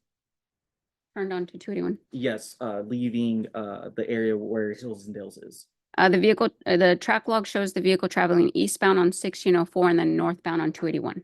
And so if that vehicle was going to travel to the defendant's home, what road or highway would it have had to have taken? Are you aware? He should have continued on 1604 eastbound all the way to 35 north. But instead, again, it turned north on 281. Correct. And then I'm going to point to here. Can you read that question and answer? Question shows traffic heavy, stop and go, or maybe light. What was the answer? Answer, it was actually kind of light. Okay, and then from here, can you continue reading? Question shows, where did this take place? What's the name of the road, or where did it happen? Or where did that happen? Excuse me. And what about the answer? And you can continue reading up until, I'd say about this point. Well, right up until there, where my finger is. And you can continue reading. Stop here. Yeah. Shows answer, it was on Highway 281, northbound. Question, and what's a nearby crossroad or nearby intersection? Answer, Evans Road. Question, okay, this part of 281, does it have 3 lanes each way or is it more or less? Answer, it's new construction, but it is, yeah, I believe it's 3 lanes. Question, and what's that speed limit there? Is it 55 or 65? Answer, I believe it's 65. Sick. Okay. Okay.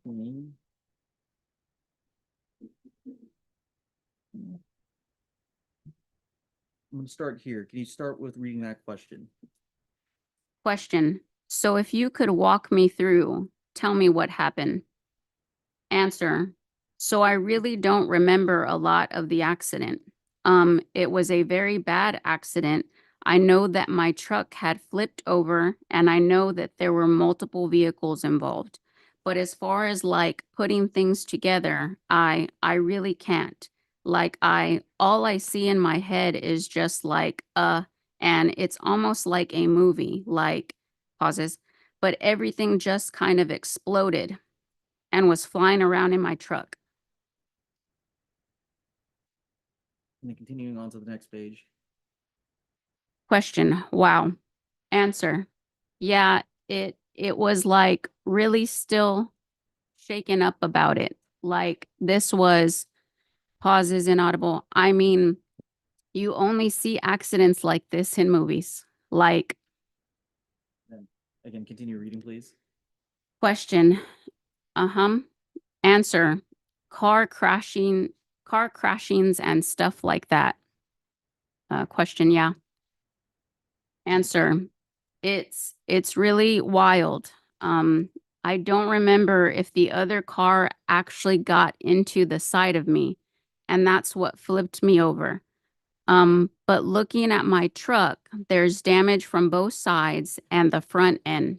So I mean, size and the way my arms and my ribs feel, like I feel like they were just flying around everywhere. Like I was thrown around like a rag doll, just kind of like pauses, another voice audible, being held in by my seatbelt. I mean, I'm very lucky to be alive and like walk away from this. But it just like pauses mentally. I can't process or put anything together. Flipping to page 7.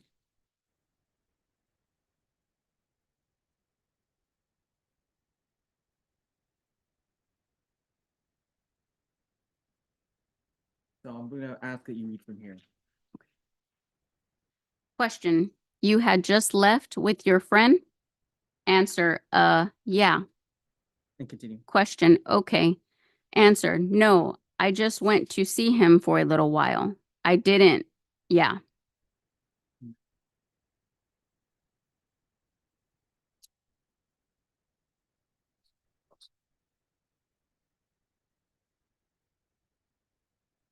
Question. From right here, can you continue reading? Yes. Question. So I hate to continue to ask these types of questions. This is going to get a little sensitive. But as far as the number of vehicles that were involved, do you think, do you think it was more than 3? Answer. There was 4 vehicles involved. One of them was a 18-wheeler. And if you can continue. Uh, Right up until this point. Oh, stop here. Yes, ma'am. This shows answer. And I think that's the one thing that I remember hitting because I guess I was sliding. And then when the truck flipped back over, I believe that the 18-wheeler is what stopped me. Question. Okay. And then what time of day was this? Answer. It was early in the morning. I want to say it was around 1:30 or 2 o'clock in the morning.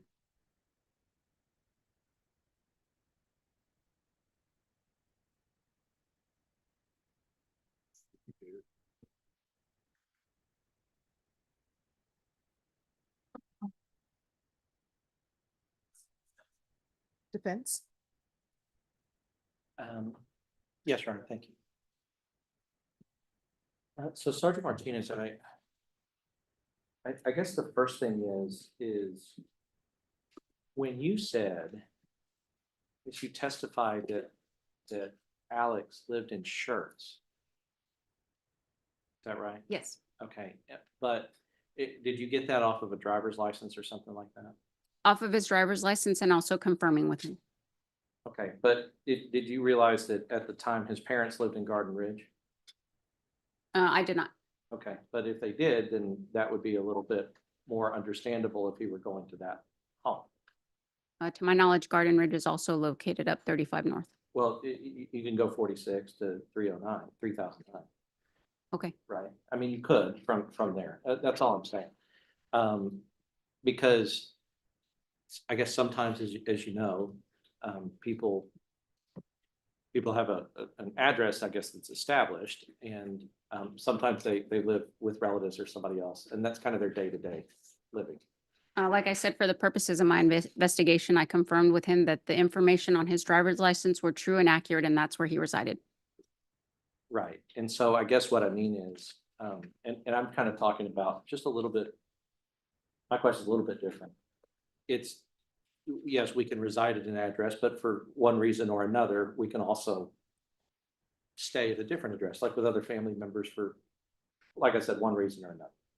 Okay. Would that Would that be? You understand that? If you're asking me if he was staying with his relatives, I have no idea, sir. Right, and I guess that's my point. I mean, I just want to make sure that that everybody's clear that when you testify that he was living there, that doesn't necessarily mean that he was living there every day. Okay. Right, okay, so as far as these different, you went through with the jury, these different locations. One of the things that I think you're clear about is you're not saying that Alex was at any of these locations with that testimony based upon those documents, right? Based strictly on the evidence from the track logs, I was stating where the vehicle was located. Right, and you can't, based on that testimony or based on that evidence from the track logs, you cannot state where he was. Based solely on that evidence, no, I'm not able to say where he was. Okay, and so as far as, in some of these places, were there any like apartment complexes or residential kind of areas and streets that were around these places that you talked about? Around, but not in the immediate area. Okay, but there were around in different places that you talked about. Yes. All right. And I think what you read there was that he had said he was with a friend and then he left that friend and he was driving, I guess what he said in that transcript you were reading, he was driving home. Yes.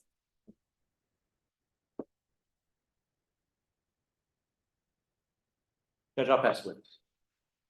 Any further question? Nothing from the state. Is this witness excused or subject for recall? We're fine, excuse me. Excuse from the state judge. All right, the rule has been invoked. You're still not allowed to discuss your testimony with anyone until this case is concluded. Yes, ma'am. All right, you may step down. State, call your next witness. Yes, Your Honor, the state calls Barbara West.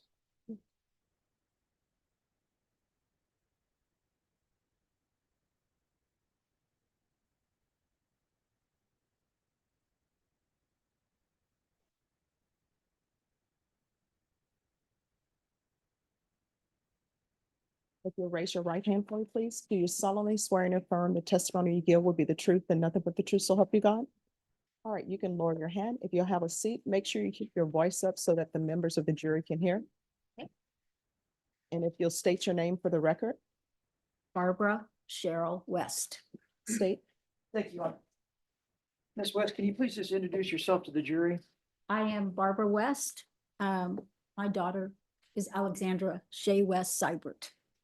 You are shown on screen here, the state exhibit number 78. My acting saying that this was your daughter. That was my daughter. In fact, this picture was taken literally maybe a couple of months before she. It was taken, that picture was actually taken, about a month and a half or 2 months by her best friend. Alex wasn't really a photography person, so she had her best friend who liked to take pictures, take her graduation photos. She did it covertly. She didn't want anybody to know she had them taken. So she and her friend went to UTSA, the grounds, and had them taken. Yes. In fact,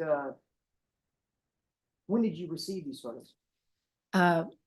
Shortly before Alexandra had died. She had just ordered some announcements for her graduation, and her friend Liz said, "Did Alex let you see all the photos that we took?" And I said, "Nope, she did not." And so she said, "Let me send them all to you." And so she sent me a lot of these photos. Alex used that one for her.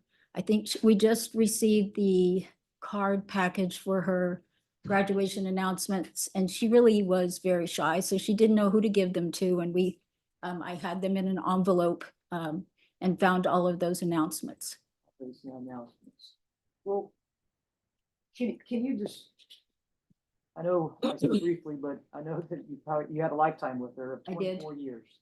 Can you just describe Alex to the jury? I can. So Alex is my baby. I have 2 older children, and Alex is my husband's only baby, only child. So she was his everything. And they were partners in crime. I'm going to tell you that right now. From the time she was little, she was able to spend on the summers, he builds homes. So she would walk the houses with him, and she had a little pink hard hat. And so he would show her how to mark the studs and bowed studs and different things. So she just thought her dad was everything. And as she got older, that really didn't change. He would take her to breakfast until she was in, I guess it was right before she got into middle school. Every day he would have breakfast with her. So it was a big deal for her to have her dad there. So she would do that with him, and I was fine with it because I had other things to do. So she liked that time with her dad. And then as she got a little bit older, they started going to the grocery store together. We used to go all together as a family, but they started avoiding me in the aisles. So I would then decided I would just buy my own groceries and not have them make fun of me in the grocery store. So it was her dad and Alex all the time.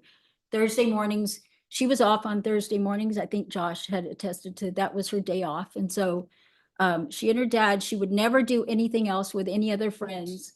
Thursday morning was, I have to go to the grocery store with my daddy. So it's been very challenging because even going to the grocery store now, my husband is having a very difficult time. He would walk the aisles and say, well, Alex would pick that up, or he would see something and he'd say, well, we need to get that for Alex because she loves certain things. So I would say, I always go, yep.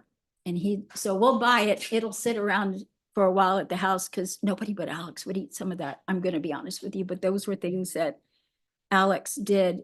He bought her, or he finally caved, and she has a dog. It's not really a normal sized dog. It's a Great Dane.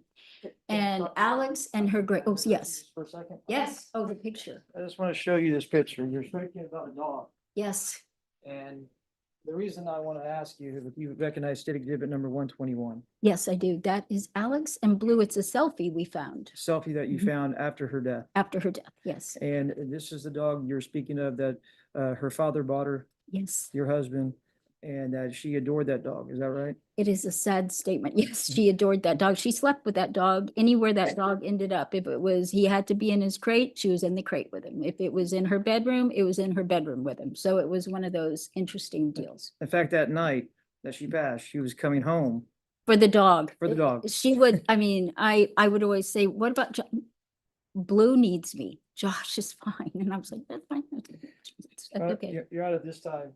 Senator Defense would enter into evidence state exhibit number 121.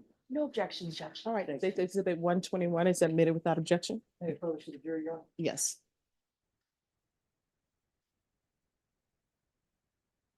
Yes. That's a big dog. He's a large dog. He's a very large dog. He is, at the time Alex, was killed, he weighed, I'd say Blue was still what I'd call a puppy because Great Danes grow until they're, about 3.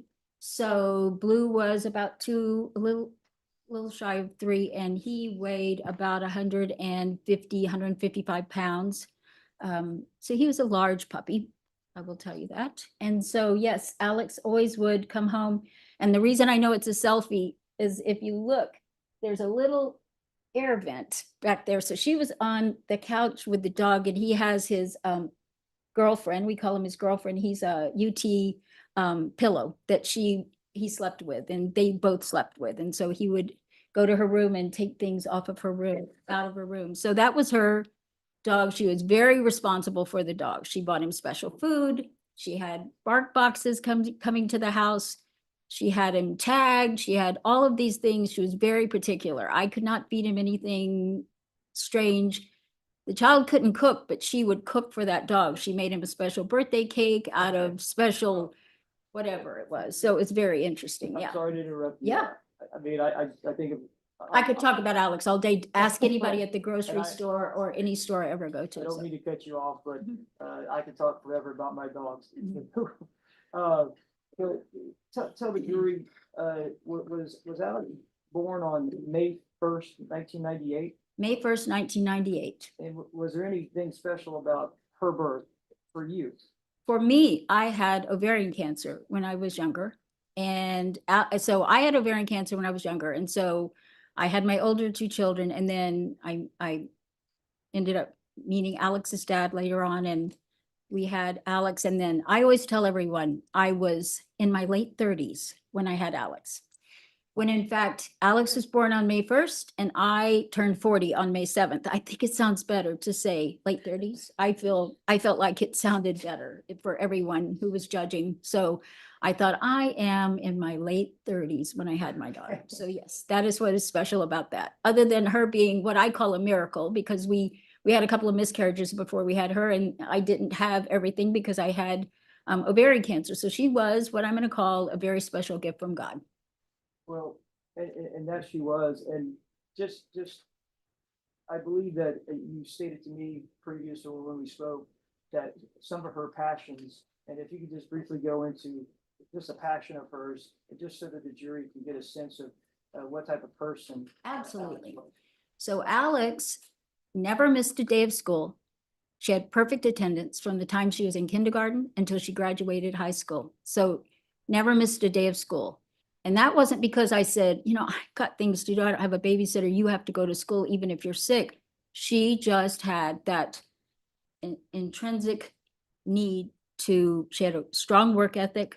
She needed to be responsible. She just was that child. And as she got older, look, she took after me. She was not very athletic, but what she did gravitate to, she tried, but she gravitated to being an athletic trainer.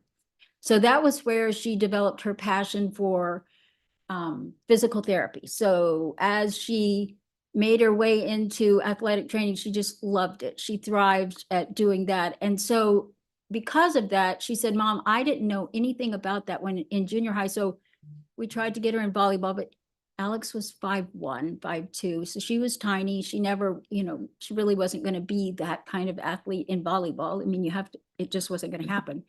So when she found and discovered athletic training, she developed a program for the middle school to present. So she took it to her teachers and she said, what if? And so she was in the New Braunfels paper about developing this program for the junior highs or for the middle school, so they would know what opportunities they had. You may not be great in athletics, but you can still be a part of the athletic program. She was really proud of earning her Letterman's jacket, and you know, all of these athletes, and Alex has got her Letterman's jacket. It just made her feel a part of, and that just what she told, and the message she sent is you don't have to be your atypical athlete to be a part of something bigger. And I think that message resonated with her. She also, I work with children with special needs, so she would go with me and obtain her community service hours to earn her cords for the different programs she was in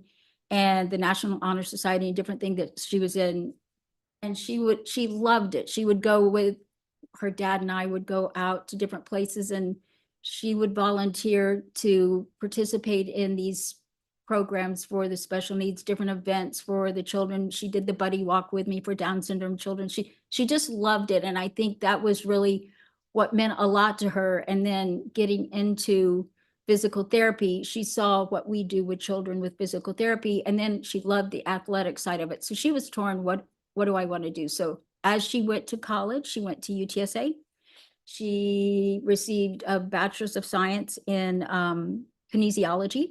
And the next step for that is, of course, to go into physical therapy, a program. It's a doctorate program for physical therapy. And I'm sorry to interrupt you again. I know, like you said, No. you could go on and on. All day long. About your daughter. Mhm. But it seems to me that way you speak about her, she gave a lot. I think that was her, I am of a different generation. And I think because Alex, my parents live right next door to us. And so Alex was always very caring. She just was that type of individual where she wanted to make sure everyone was taken care of. So my mom would drive home from the grocery store and Alex might be on her way to work, or she might be going to school, and she'd say, hey, Meemaw, you need help taking things out of the car? And she'd run over there and unload it. Mom would say, no, I'm fine. And she'd run over there, unload it, give her a kiss on the cheek, and away she'd go. She was very, just always wanted to give and be helpful. And even she worked at Cordillera. She worked part of the time She was going to school full-time. She would work at Cordillera Ranch, and she ended up being, they call them bev cart girls. So she worked on the golf course, and she was always there and was there in the evening, also at the facility. And all of the people there, I didn't realize it because Alex was not the type of person you'd walk in a room and it was like flashbang, I'm here. You just knew she was there and you felt really good about her being there because she was just that quiet, confident person. Let me ask you a Yeah. question about that. You know, with everything around her right now, and obviously this case, and obviously we're in the punishment phase of this trial, where the defendant in this case has been found criminally negligent homicide, guilty of that with a deadly weapon. How would she feel? You know, would she be embarrassed that people are? She would be talking about her? embarrassed. I think I hear her a lot of times because I beat a drum pretty loud for her. And I hear her go, oh God, Mom, you're so just, I was that mom who would fight for her and she would go, Mom, it's okay. Don't worry about it. It's okay. But for her friends, she would fight for her friends a little bit like I fight for her. And I get that. Whereas she was always very caring. She was supposed to be her best friend. She was supposed to be the maid of honor for her best friend's wedding in the November, I think it was November 2nd, after she was killed. And I found this big plan. She had these plans of how she wanted to do the bachelorette party. And she had this all mapped out. And so I laminated it and framed it and gave it to her friend Liz, because I thought it was a special momentum. It was in her handwriting. I think she was so caring, she was so kind, and she signed everything with a heart.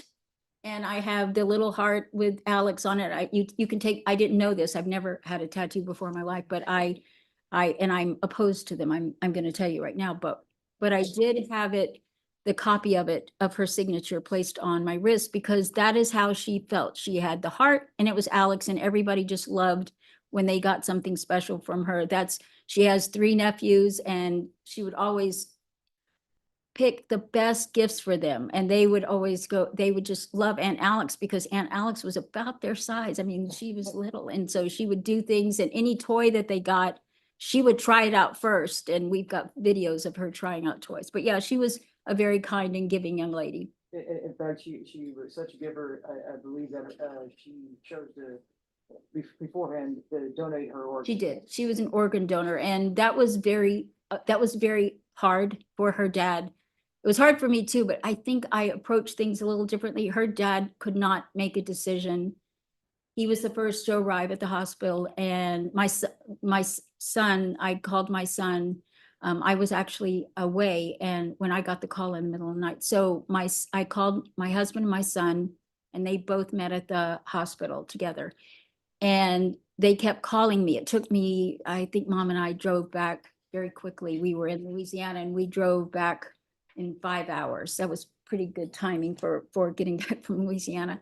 And I got back and they kept calling me, when are you coming? When are you coming? And so I will say that Alex, I'm going to say that God allowed her to hold on because her dad would have been devastated if he'd have been the one to make that decision. I'm going to be honest with you. And I think for us, I needed to wrap my head around the totality of what had happened to her and the damage done to her.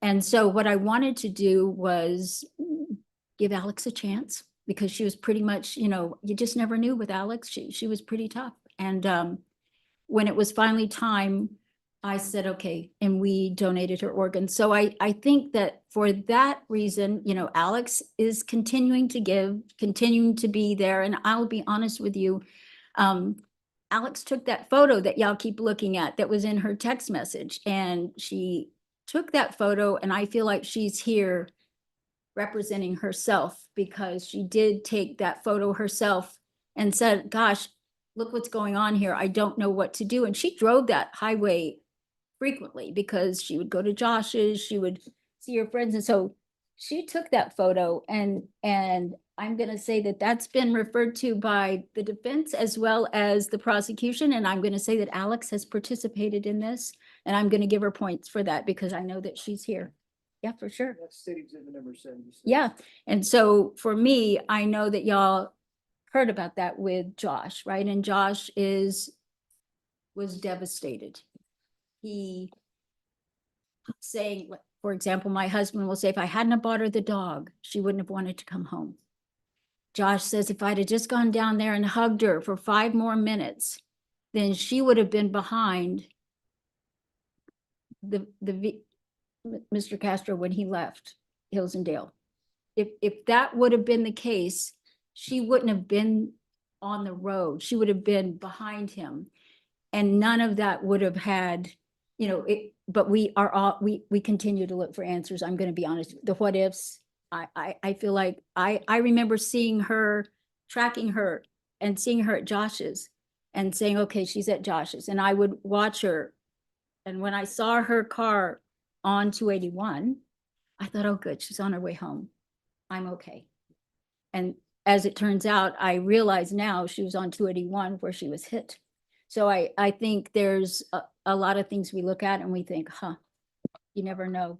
But I do think she was a gift. I think she had a lot to offer. I think she was just getting started. Her life was just getting started. Her dad, I say she had worked off and on for years at Cordillera while she went to college, and she had saved money, and she was planning for her dad to build her a tiny house on our property. And someone asked me, oh, she was going to build a tiny house. I said, well, it was really for her dad. And it was for her to live in the big house, and I was going to go to the nursing home, which was fine. I mean, that was just the way it was with us. So yeah, Well, ma'am. Yeah. You had a lovely daughter. I did. You have a lovely family. Thank Thank you. you very much. No, I appreciate you Thank- allowing me to speak, because I will tell you, you're not the only person I'm going to talk to about her. I talk about and I'll probably talk about her until I can't talk anymore, but I keep her always. Well, I'm gonna go ahead and pass the witness. Okay. Vince may have some questions. for Sure, you, ma'am. absolutely. Defense? Yes, Judge. Miss West, Miss Sabert seems like she was an incredible and wonderful young lady, and we are so deeply sorry for your loss. We have no questions, Judge. Pass witness. Right, you may step down. I appreciate it. Thank you. That's State. Call your next witness. State restaurant. All right, ladies and gentlemen, we're going to take a 10-minute break. You are not allowed to start deliberating. I'll let you know when it's time for you to deliberate. So is 10 minutes enough time if anyone needs to take a break? All right, everyone, please rise for the jurors.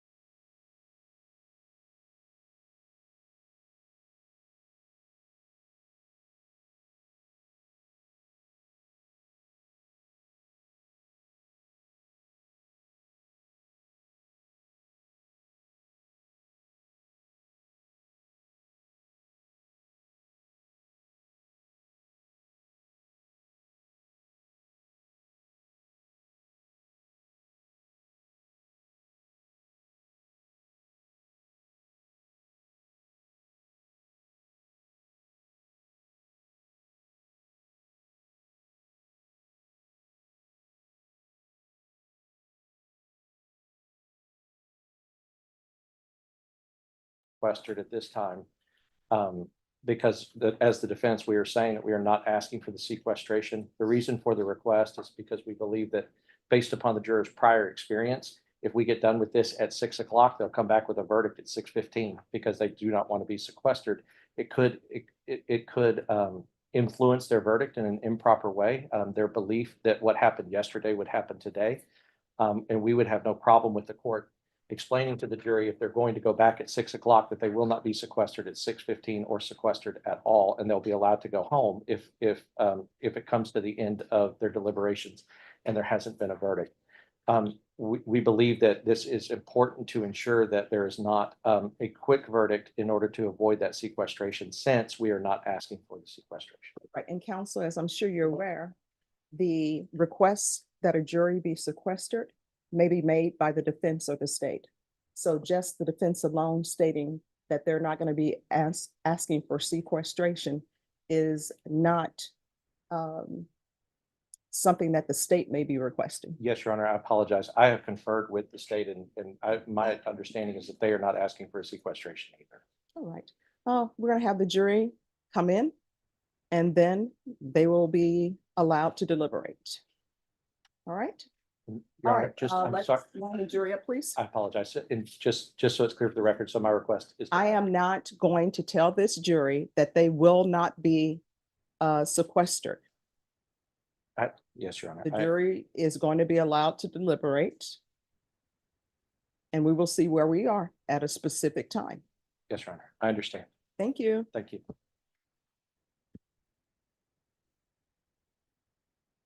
Oh, and defense, do you have your witness ready? Yes, Your Honor. All right, do you want them to go ahead and take the stand? Yes, Judge.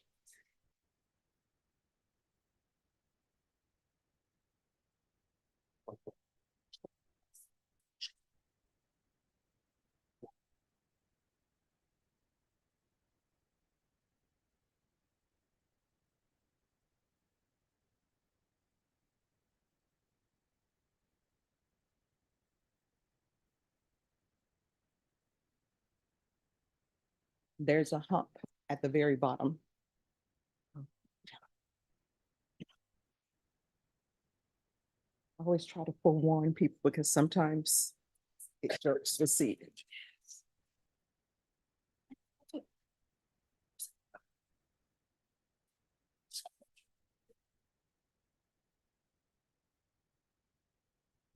Yes. All right, for the jury. And state, do you want to turn off the? Go ahead. Oh, yeah, sorry, Judge. That's okay. You asked me a question I didn't know how to answer.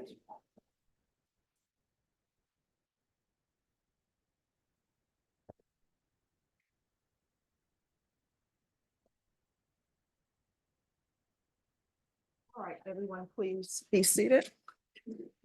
And state, can you rest? Yeah. All right, defense, call your witness. Yes, Judge. We call Irma Rodriguez. All right, could you raise your right hand for me, please? Do you solemnly swear or affirm the testimony you give will be the truth and nothing but the truth, so help you God? All right, you can lower your hand, state your name for the record, please. Rodriguez. All right, defense. Yes, Your Honor. Good afternoon, Ms. Rodriguez. What is your relationship to Alex? I'm his mother. And how old is Alex? 38. Now, I want to take you back a little bit for the jury to really get to know who Alexander is and his upbringing. What was it like when Alex was a young child? Alex entertained himself. He was not a nuisance. I thought he was a perfect child. So he was a good kid. And when he was younger, were you and his father together?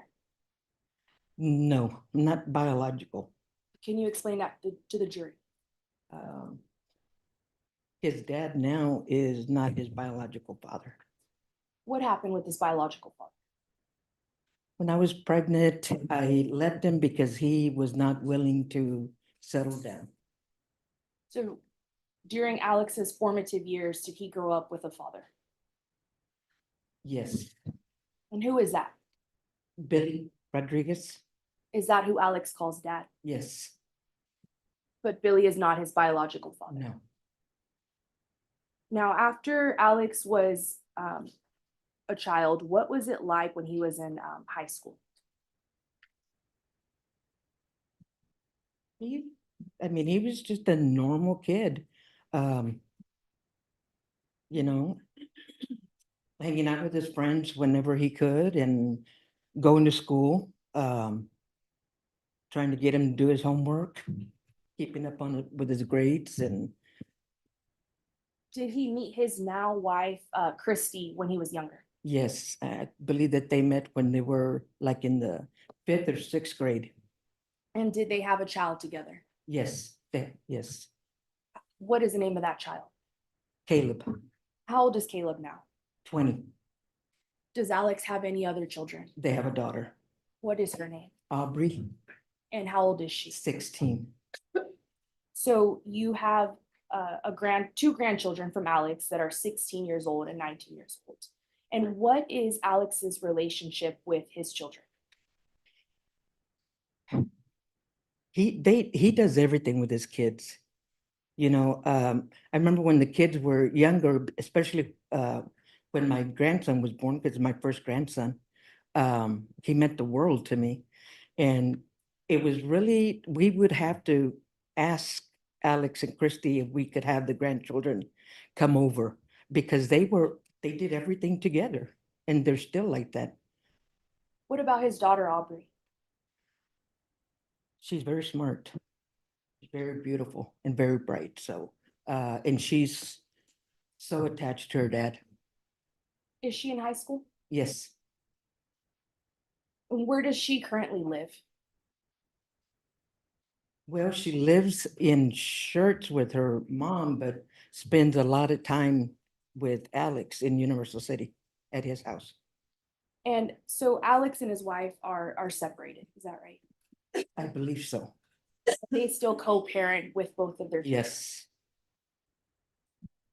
Now, throughout this trial, we haven't heard from Alex, but can you kind of describe to the jury what kind of person he is, as in, is he quiet, and can you describe him that way?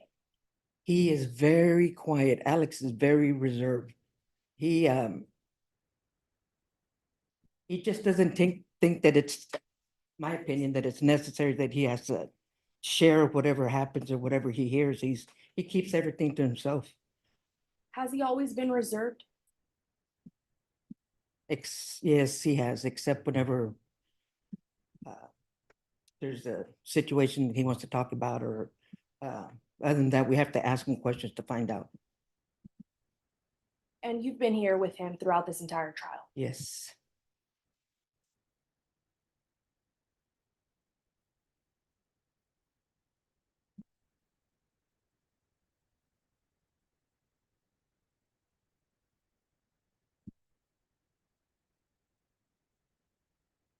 Mr. Rodriguez, you understand that the Sabert West family has suffered a great loss when they lost their young daughter.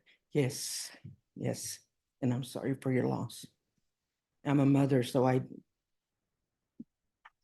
that's all I can say. Nothing will bring her back. But I am sorry for your loss. Your Honor, we pass the witness. Any questions? Yes, Your Honor. Thanks. Mrs. Rodriguez, Yes, I'm Jason Garahan. I'm a prosecutor for this case, or one of the prosecutors, Daniel Escobar. I have a few questions for you. One, I believe you stated that his children are 16 and 20, is that right? correct. So they're one's still a minor, 16, but she's 16 years old, Correct. and she does a lot of stuff with her dad.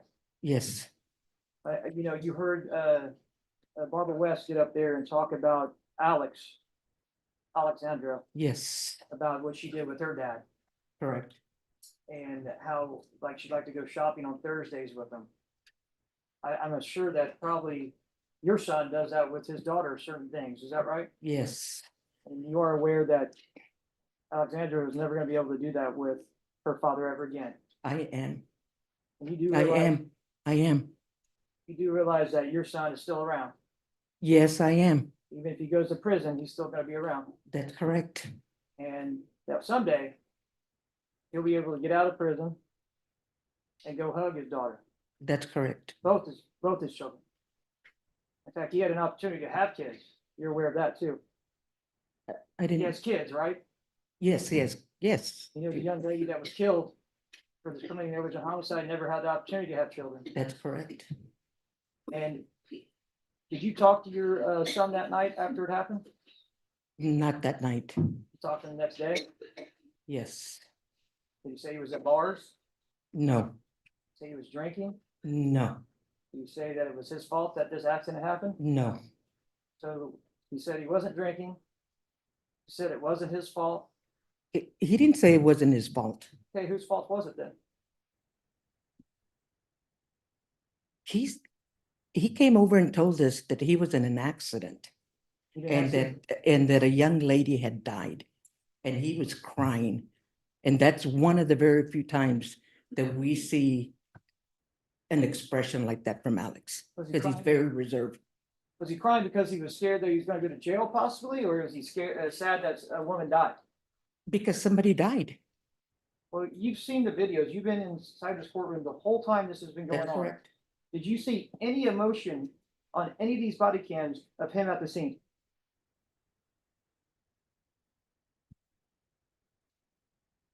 No, I guess I didn't, but he didn't know that there was a young lady that had passed away, according to the witnesses.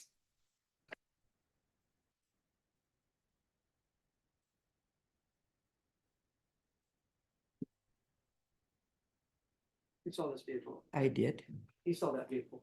I- In fact, he took a picture of it at the scene. Okay, You saw that, right? no.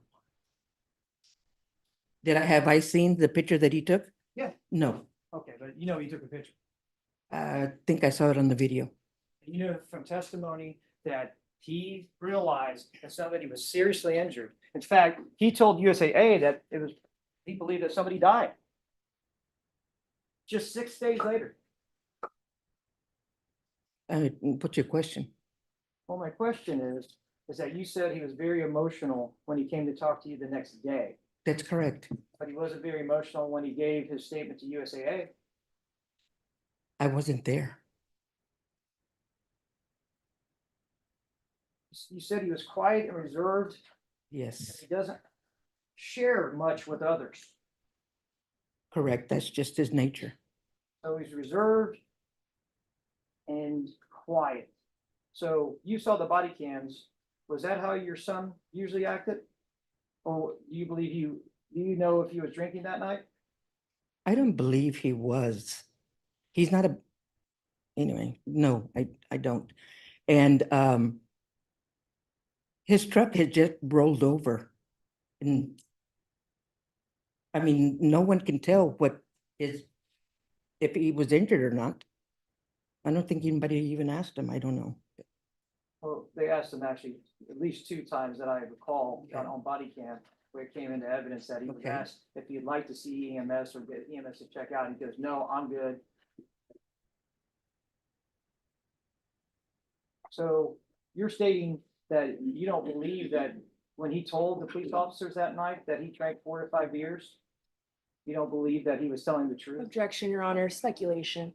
That'll be overruled. You can answer the question, ma'am. I don't believe I heard that testimony. Okay. Well, if I'm telling you that's what an officer stated on the stand, would you call that, what would you say? Would you believe that or not believe that? I would say that I don't know. I wasn't in here and I didn't hear that. Well, you did hear your son blame the Honda came into him, slid into him. Yes. Is that what he- Yes, I heard. Did he tell you that? No, So he just told you, I got in an accident, somebody died, and he said that the next day. the next morning he came over to the house. Would that be the morning that the accident happened or the next day? I think it was that morning, maybe later on. I really can't recall.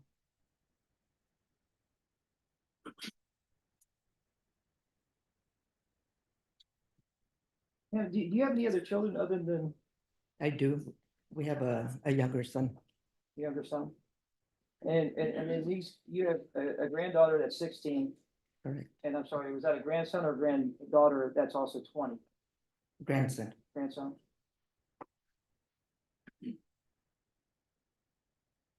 If somebody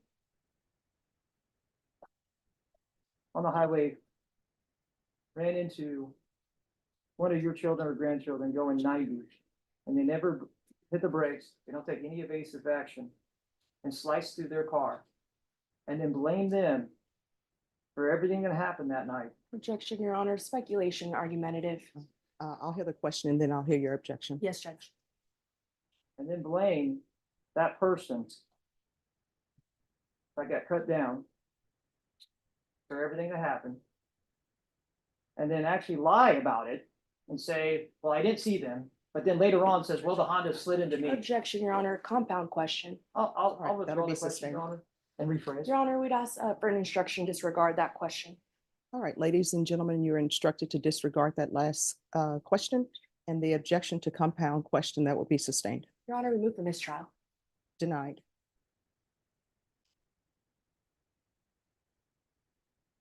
Same facts of this case happened to one of your grandkids. What would you want to see happen to the defendant? Objection, Your Honor, invading the providence of the jury. It's speculation as well, Judge. With regards to speculation, that will be sustained. With regards to invading the province of the jury, that will be overruled. Your Honor, may we have an instruction, disregard that question? All right, ladies and gentlemen, you're instructed to disregard the last question. State if you'll restate your question, please. Your Honor, we move for mistrial. Denied.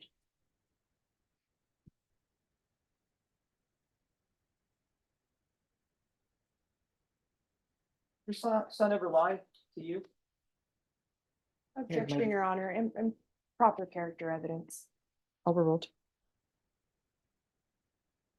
Let me look and answer. Yes, you can answer. What was the question again? Your son ever lied to you? I'm sure he has. Does your son drink? Actually, very little.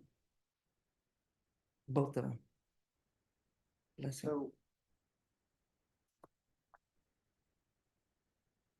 he stated he was drinking that night, He didn't tell me that he was drinking. so you don't believe that? Objection, Your Honor, asked and I don't- answered. Overruled. You can answer.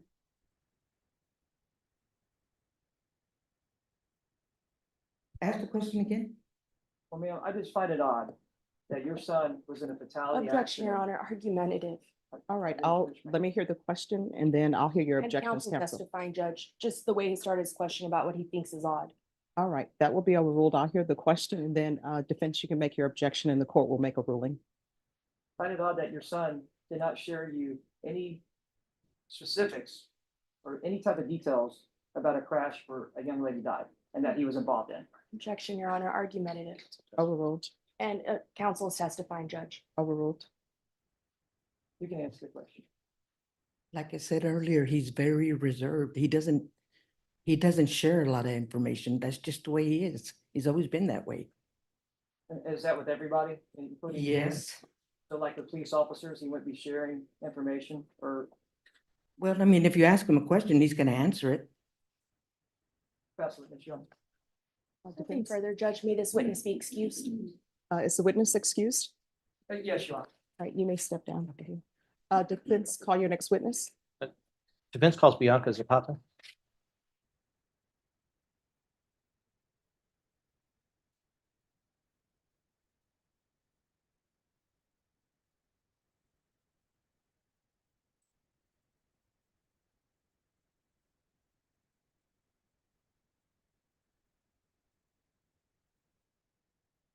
Can you raise your right hand? Do you solemnly swear and affirm the testimony you give will be the truth and nothing but the truth, so help you God? All right, you can lower your hand if you state your name for the record, please. My name is Bianca Zapata. Judge, before the witness testifies, can you approach? Yes.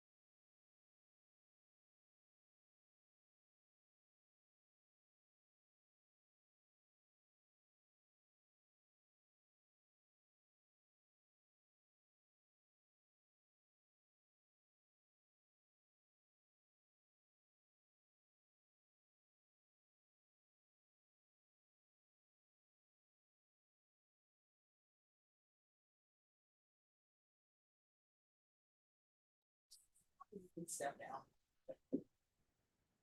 All right, State, do you have an objection to to Officer Zapata? Yes, Judge, the state back in August of 2023 filed a request for defense to give us, any written notice of expert witnesses. The defense never responded to that request. We just found out today that they were planning on calling this expert witness.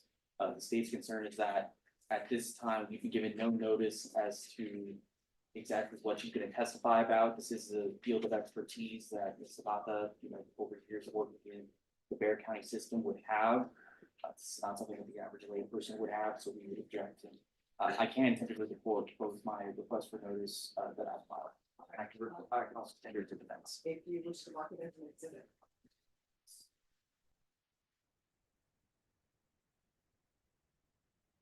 And if you just want to mark it as a letter of the alphabet. Yes, ma'am. I was gonna say state's aid. Thank you. And for the record, what is State's Exhibit A? Judge, it states CCP 3914 TRE 70. I'm sorry, going too fast. Sorry. CCP 3914B, TRE 705B, TRE 609F, TRE 6112B, and TRE 613 discovery requests. All right, in defense, were you tendered on August 25th, 2023, State's Exhibit A, which is a request for expert witness list? Were you tendered that on that day? Yeah, Your Honor, I have no reason to dispute that we were tendered that on that date and at that time. So my question then is, you were tendered that, then the next question is, the next question is whether or not you provided notice to the state of this witness. Your Honor, I believe that under strict reading of the code that notice is required 20 days before trial. And we did provide the notice, I guess, today, that I provided earlier orally. I just want to take this step by step. Sure. So number one, the state requested that the defense provide a witness list of any experts, and that was done in August of 2023. Is that correct? Yes, Your Honor. And the defense, you received that notice. Yes, Your Honor. Next question. Did you provide, before the day, did you provide the state with any notice of an expert witness? No, Your Honor. All right. And the jury went out for deliberations yesterday. Was any notice provided to the state yesterday of an expert witness? No, Your Honor. And when did you provide the state with notice of your intention to call an expert witness? Round about 45 minutes ago, before the state began their case in chief and punishment, I believe. Now that I have the facts, the court will hear argument, and the court is aware of what the case law says in regards to notice of experts, when they need to be provided and when they should be requested. The court is finding that the state made a timely request for a notice of any expert witnesses by the defense. The court is going to find that the notice that the defense gave the state today, 45 minutes ago, is untimely notice of their expert witness. Now the court will hear argument as to why I should or should not allow the defense's expert witness to testify. Yes, Your Honor. So One more point, so that the record can be clear. And the court is assuming, if I'm incorrect, let me know. The court is assuming that the previous witness, Officer Zapata, is being offered as an expert witness. yes, I think under the common understanding of what an expert would be, it would be to testify about probation conditions, what conditions there are My available. question is, are you offering her as an expert witness? I don't know that I would formally tender her, but I would agree with the state that she would be testifying to things that I guess would be outside of the common understanding of the jury. So You're offering her as an expert witness? I believe so, under those I mean, definitions. not believe so. Are you offering her as an expert witness? Yes, under those definitions. All right. So now the court will hear argument as to defense why she should be allowed to testify even though the state was not given notice, and then afterwards say, I'll hear your argument. Yes. All right, you may proceed. You Yes, can Your go ahead Honor. and seated counsel. Sure. Yes, Your Honor. So, so our argument is that, you know, I went down after the verdict was read this morning and talked to Ms. Zapata and asked her if she would be willing to, once the verdict was read and it was a not guilty on manslaughter, but guilty on a lesser included. I felt that it would probably be a good idea to have an expert such as Ms. Zapata, who we've used before. And when did you approach her to ask her, would she be available? Was that before 45 minutes ago when the state was notified? Yeah, so about 10:30, I think, in the morning. All right, so you knew you were gonna call her potentially at 10:30 in the morning. Why didn't you notify the state that you had plans, if your client were found guilty, to have Officer Zapata testify? So it was after our client was found guilty, and when I talked to Ms. Zapata about it, she said that there are new procedures that would require a subpoena. We did not know or believe that maybe we could get a subpoena in time. We started working on the subpoena. And as soon as we ended up serving the subpoena or being able to get a subpoena together, and we knew that we were going to call her, then I told Mr. Garahan that we in fact were going to be able to do so. I mean, the difference being, the difference being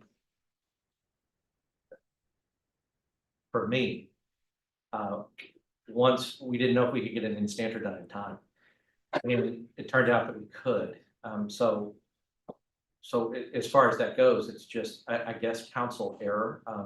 For me, if I should have. Is it counsel error or counsel made a choice that you were seeing if this expert witness would be available to testify at 10:30, and you failed to notify the state that you were seeking to have Officer Zapata testify as an expert witness? Well, I think that my understanding of how, and this was my error, my understanding of how this would go is that it would not, at the time, I was not, I did not know how long that this would go, and I did not know how long it would take to get the subpoena. And so now that now we've gone here enough time for our paralegals to be able to get a subpoena.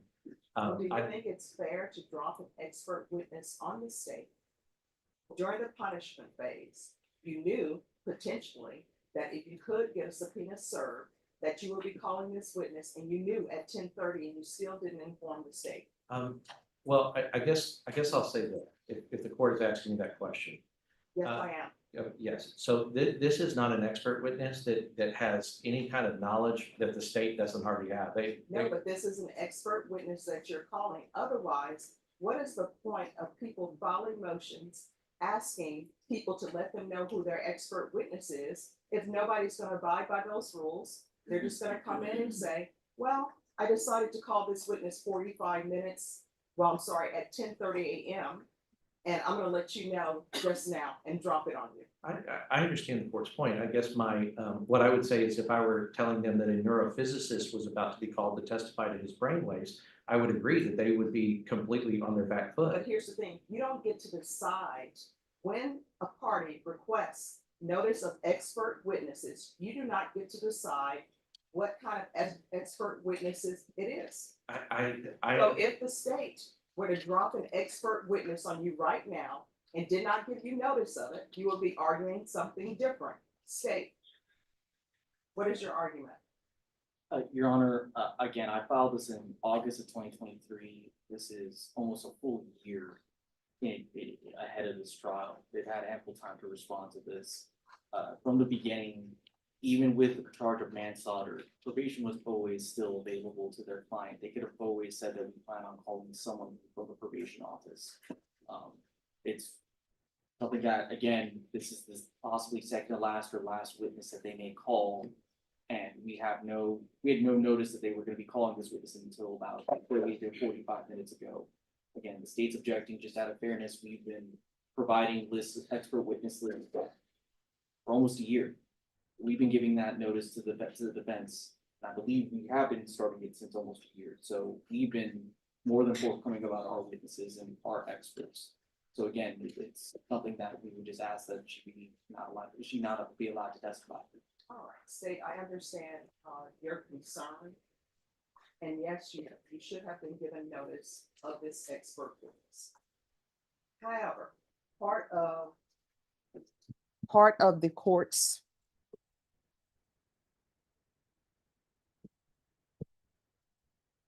job purview is to make sure that Mr. Castro has a fair trial.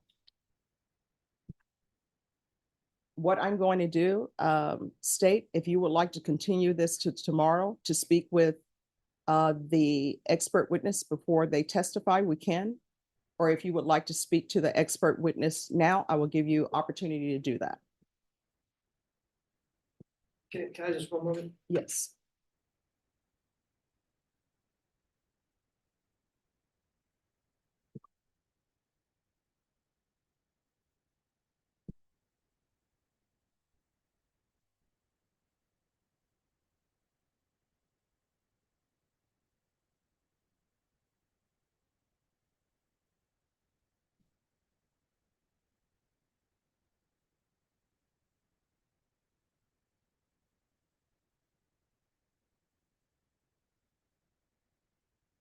Judge, we'll finish today. We can talk to Ms. Pata.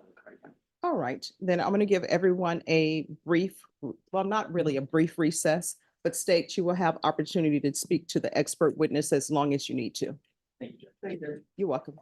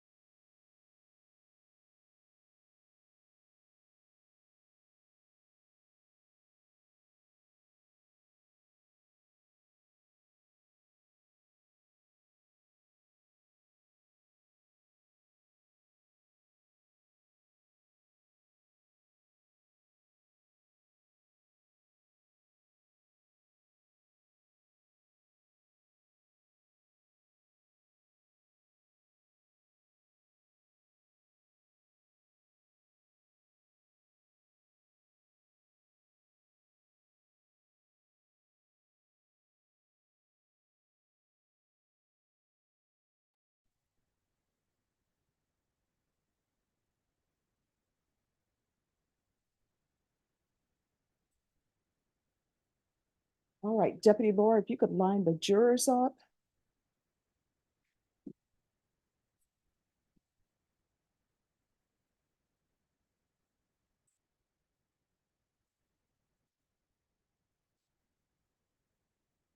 Excuse me, do you know if the state is ready or do they need more time?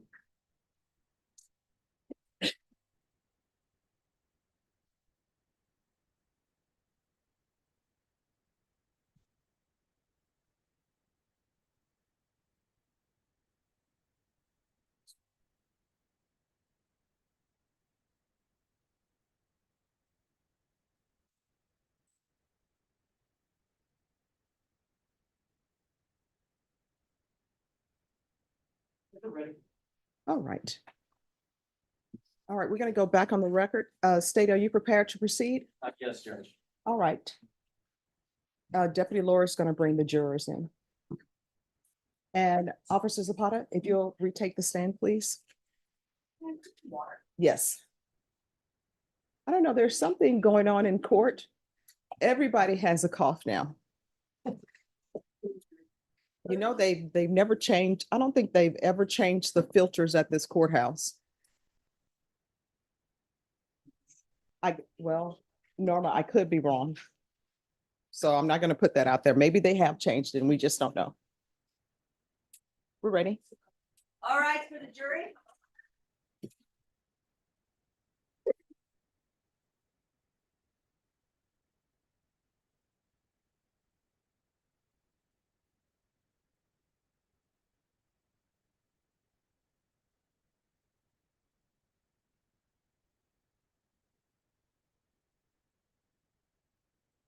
Everyone, please be seated. Officer Zapata, you're still under oath. Defense, you may proceed. Yes, Your Honor. And before we begin, we would just ask the court to take judicial notice that the defendant has filed a written sworn motion for community supervision stating that he has never been convicted of a felony. State. We believe that he has filed that. All right. Then the record will note that that has been filed. And we are just asking for judicial notice on that matter. The record will note that the defendant has filed a document stating that. A sworn document. Yes, sir. Thank you. Ms. Zapata, first of all, I guess, could you please just introduce yourself to the jury? My name is Bianca Zapata. I work for the Bexar County Community Supervision and Corrections Department, otherwise known as Adult Probation. Right. And can you tell us what, I guess, what your position there with probation is? So I'm the supervisor for the court liaison officers.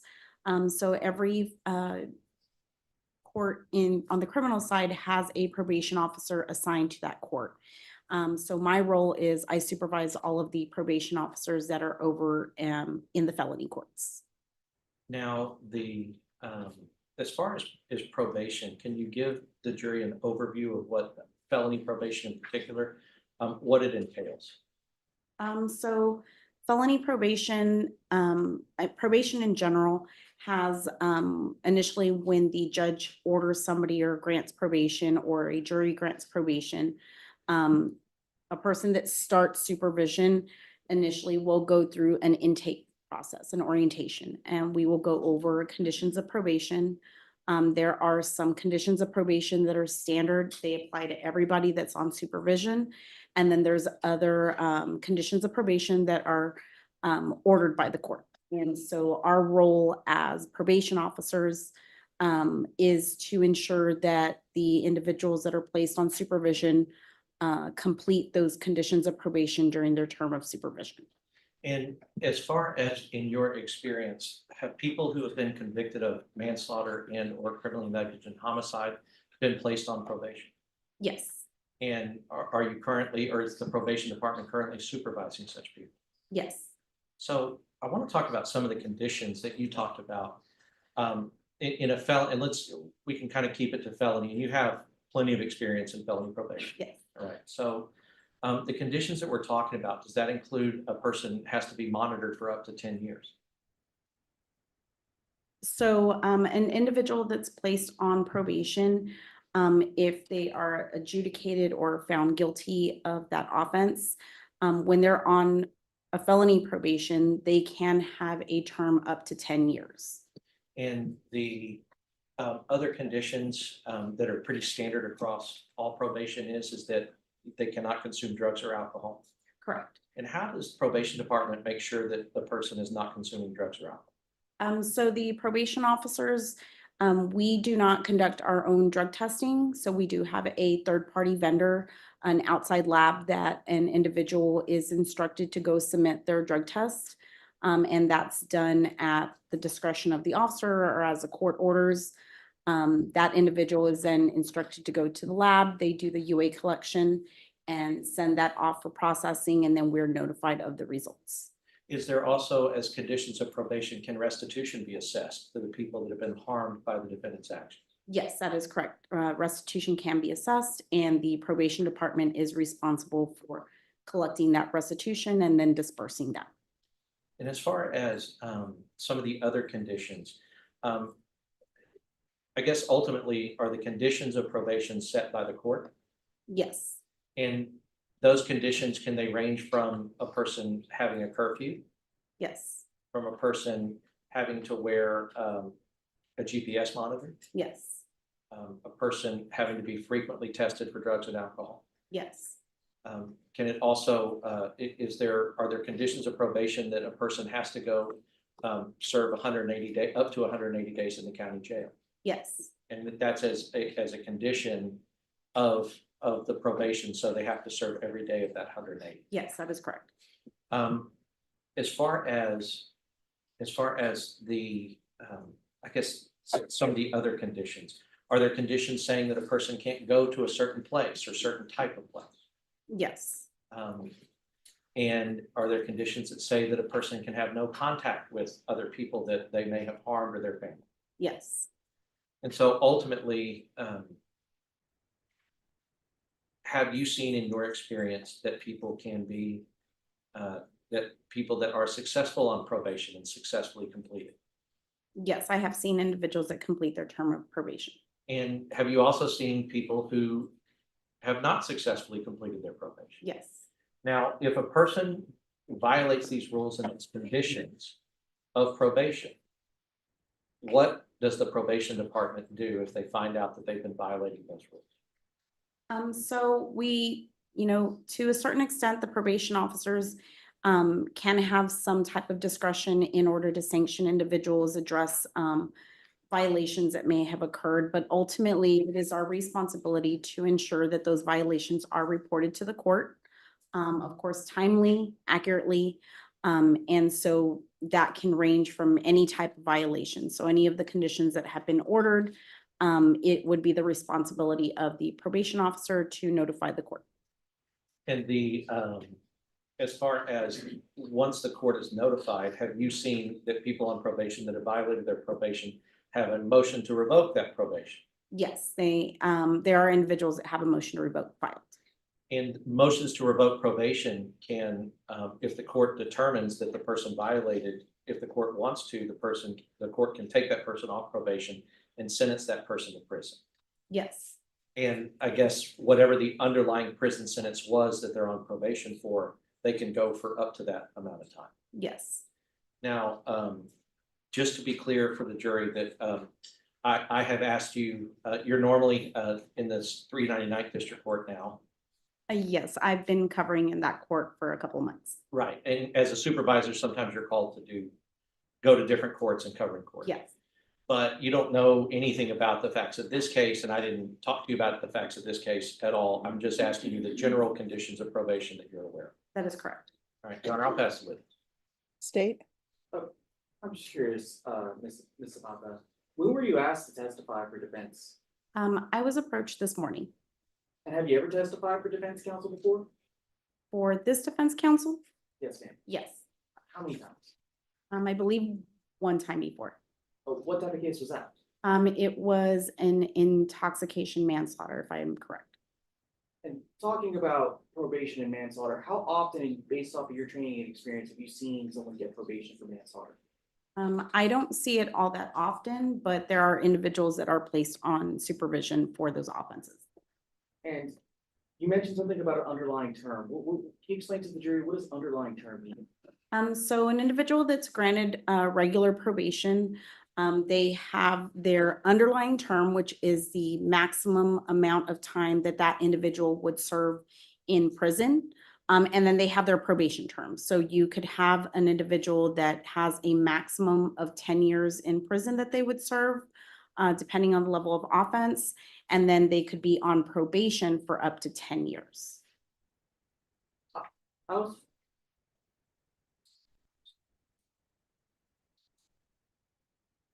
So, for example, let's say if someone gets an underlying term of 5 years and that's probated out for 5 years, what does that mean? So that means that a person would be on probation for 5 years. And then the underlying term is 5 years. So if they were to get revoked on their probation, they could only be sentenced up to those 5 years. And based off your training and experience, how often are people revoked whenever a motion to revoke is filed? I wouldn't be able to tell how often. I can say that I do see people that are continued on probation and not necessarily revoked the first time that they're have a motion to revoke their probation. And talking about revocation, has anyone, based off your training and experience, or is it common for someone to be revoked because they don't pay back restitution?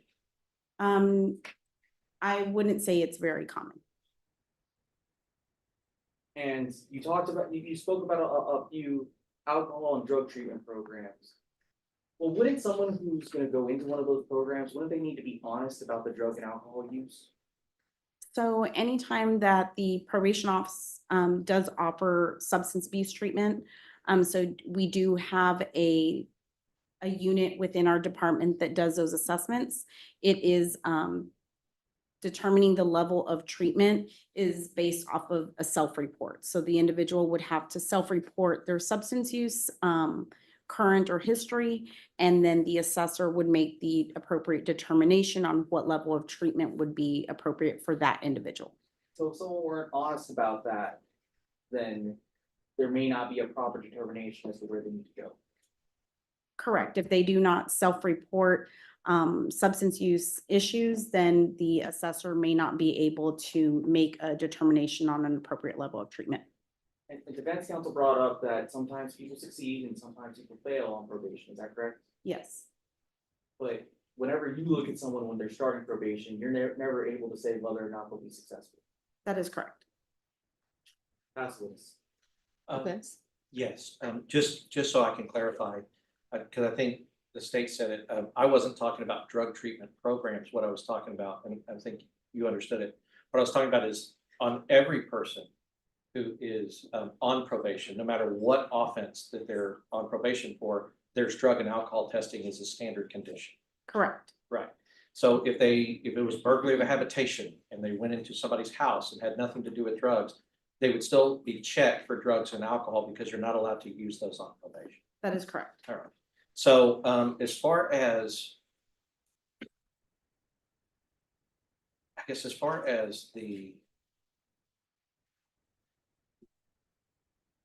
well, honestly, Judge, that's all I have. All right, state, any further questions? Sorry, Judge, nothing from the state. All right, is this witness excused? Yes, sir. All right, you may step down. All right, defense, call your next witness. Your Honor, at this time, the only thing that we have remaining is we would just like to enter the affidavit that was signed by the defense into evidence as defense exhibit 4, which we Alright. don't have a copy of. Court done. Did anyone ask the clerk to pull it? I didn't, Your Honor. As we talked about, because we just want to make sure that that piece of evidence is preserved in the record before we close and rest and close. All right, so you rest?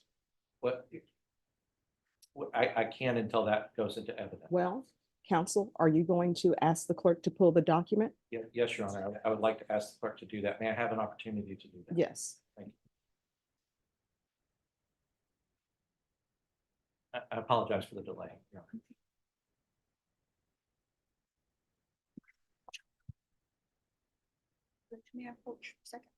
Yes.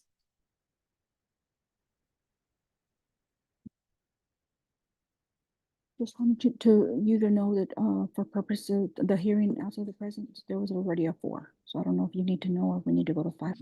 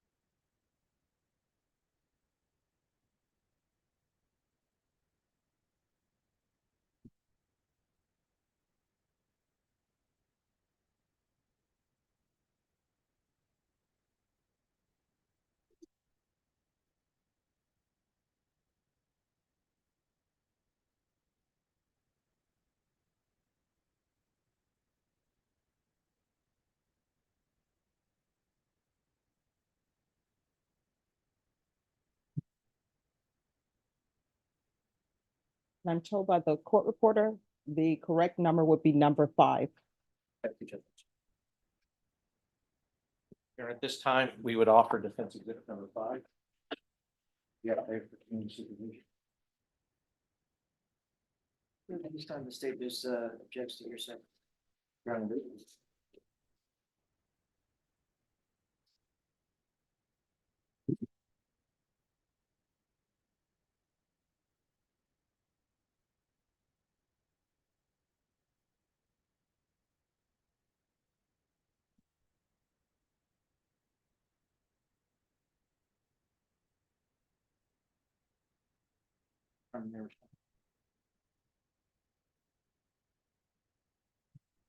You can take a seat, counsel.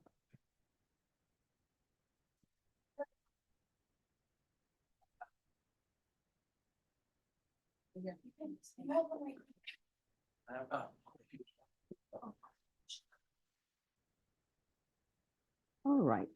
The state is objecting to hearsay. Yes, Your Honor. We've taken that straight out of your file as a public document. Under Rule 8038, public records are accepted from the hearsay rule. It is properly authenticated because we just all watched her take it out of your file. So we are asking for that, which establishes that he has not been convicted before of a felony, and the state has no dispute that he hasn't been convicted before of a felony. All right, can I have parties approach?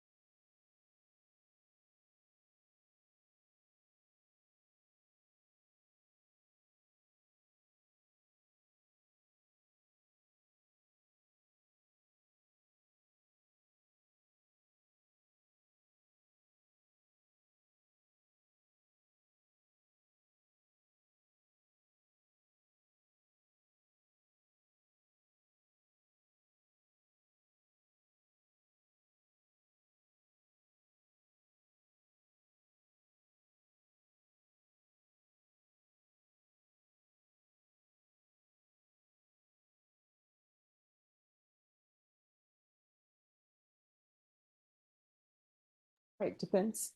Yes, Your Honor, we will be recalling Ms. Irma Rodriguez.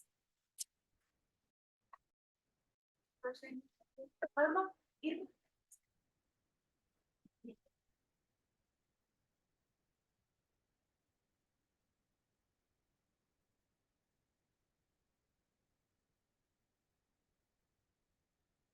All right, you're still under oath. Defense. Yes, Judge. Ms. Rodriguez, known Alex your whole life. Has he ever been convicted of a felony offense? No. We pass the witness, Judge. State. Mayor, Your Honor, Yes. one, you've been in here listening to probation and everything, but, the officer testified to that. But you stated that your son doesn't really drink much alcohol. That's correct. So does he do any other substances? No, So he doesn't have an alcohol problem, no, doesn't have a substance abuse problem, no. so. Thank you. No further questions. May this witness be excused, Judge? State, any objection to this witness being excused? No objection. All right, you may step down. Defense rest. All right, state, do you close? Staples. Defense closes. All right, ladies and gentlemen. I'm going to read to you what's entitled the charge of the court. You don't have to memorize this. You will be given the original when you begin your deliberation.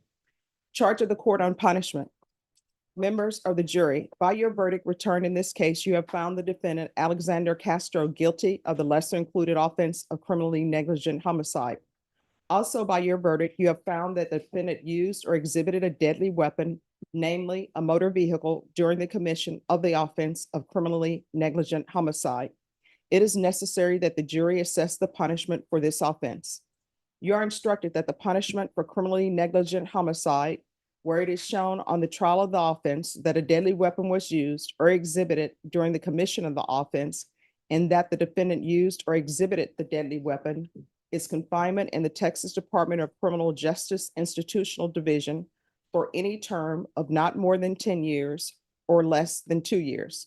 Therefore, you will assess the punishment of the defendant at any term of not more than 10 years or less than 2 years. In addition to imprisonment, the defendant in this case may be punished by a fine not to exceed $10,000. And if you choose to assess a fine in addition to imprisonment, you will assess such fine and so state in your verdict. If you assess a fine, it is not paid to the victim, if any, but is paid into the registry of the court. The defendant in this case has applied on written sworn motion for community supervision, stating among other things that he has never been convicted of a felony in this or any other state. Our statutes provide that where a defendant is found guilty of the offense of criminally negligent homicide with a deadly weapon, and they further find that the defendant has never been convicted of a felony in this or any other state, the jury may, within its discretion, recommend community supervision during the good behavior of the defendant. If the jury does recommend community supervision, it will be granted by the court. If there is any evidence before you that the defendant may have previously committed an offense or act of misconduct other than that for which you have convicted him, you are instructed that this evidence, if any, was admitted to assist you, if it does, in determining what sentence is appropriate in the case at hand. You may consider that evidence in assessing punishment only if you first believe beyond a reasonable doubt that the defendant committed such other offense or act of misconduct, if any. In the event you have a reasonable doubt as to whether any other such offense or act of misconduct was committed, or as to whether the defendant was involved in such other offense or act of misconduct, then you will wholly disregard the evidence, if any, which may relate to any such matter. You are instructed that under our law, no evidence obtained by an officer or other person in violation of any provisions of the Constitution or laws of the state of Texas or the Constitution or laws of the United States of America shall be admitted in evidence against the accused on the trial of any criminal case. Therefore, if you believe or have a reasonable doubt that the evidence was obtained in violation of any provisions of the Constitution or the laws of the state of Texas or of the Constitution or laws of the United States of America, in such event, the jury shall disregard any such evidence so obtained. You're instructed that unless you believe from the evidence beyond a reasonable doubt that any statement introduced into evidence was freely and voluntarily made by the defendant without compulsion or persuasion, or if you have a reasonable doubt thereof, you shall not consider such statement for any purpose nor any evidence obtained as a result thereof. You are instructed that the defendant may testify in his own behalf if he chooses to do so.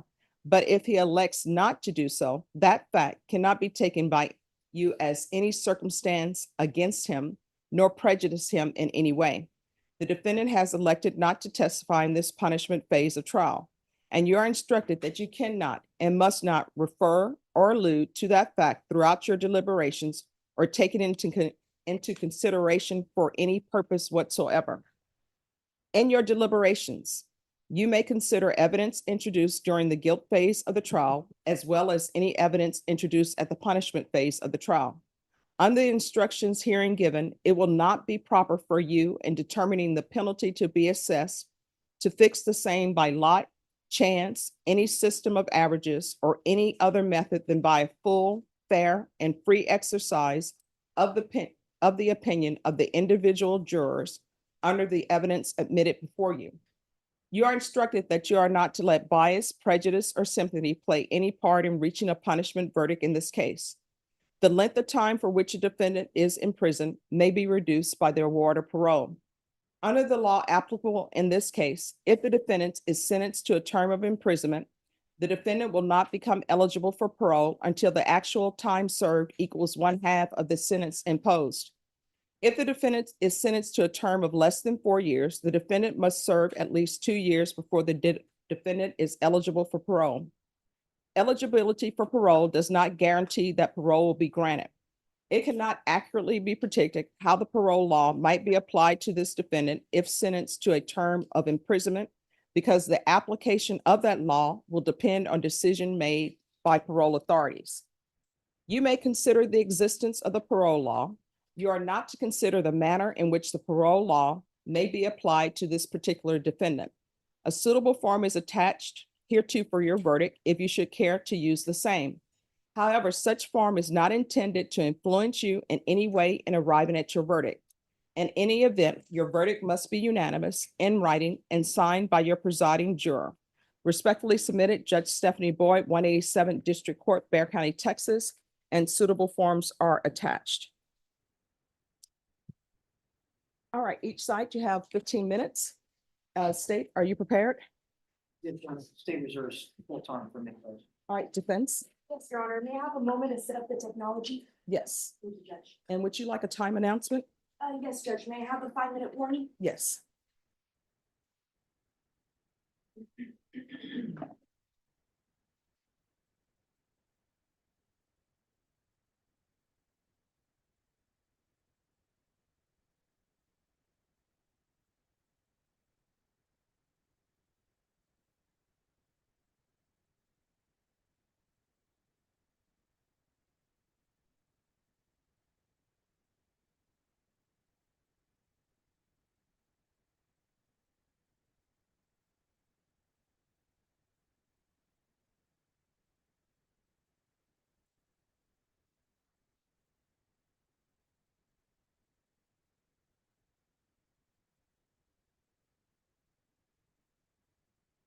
We ask you to follow the law. And we know that you did. We understand your verdict and we respect your verdict. Thank you for looking at the evidence closely and for taking that time. Now where we're at today, and right now, is the punishment phase, deciding where Alex will be for the next part of his life. That's what we're here for right now. Talking a little bit about the range. Yeah, can you? Yeah.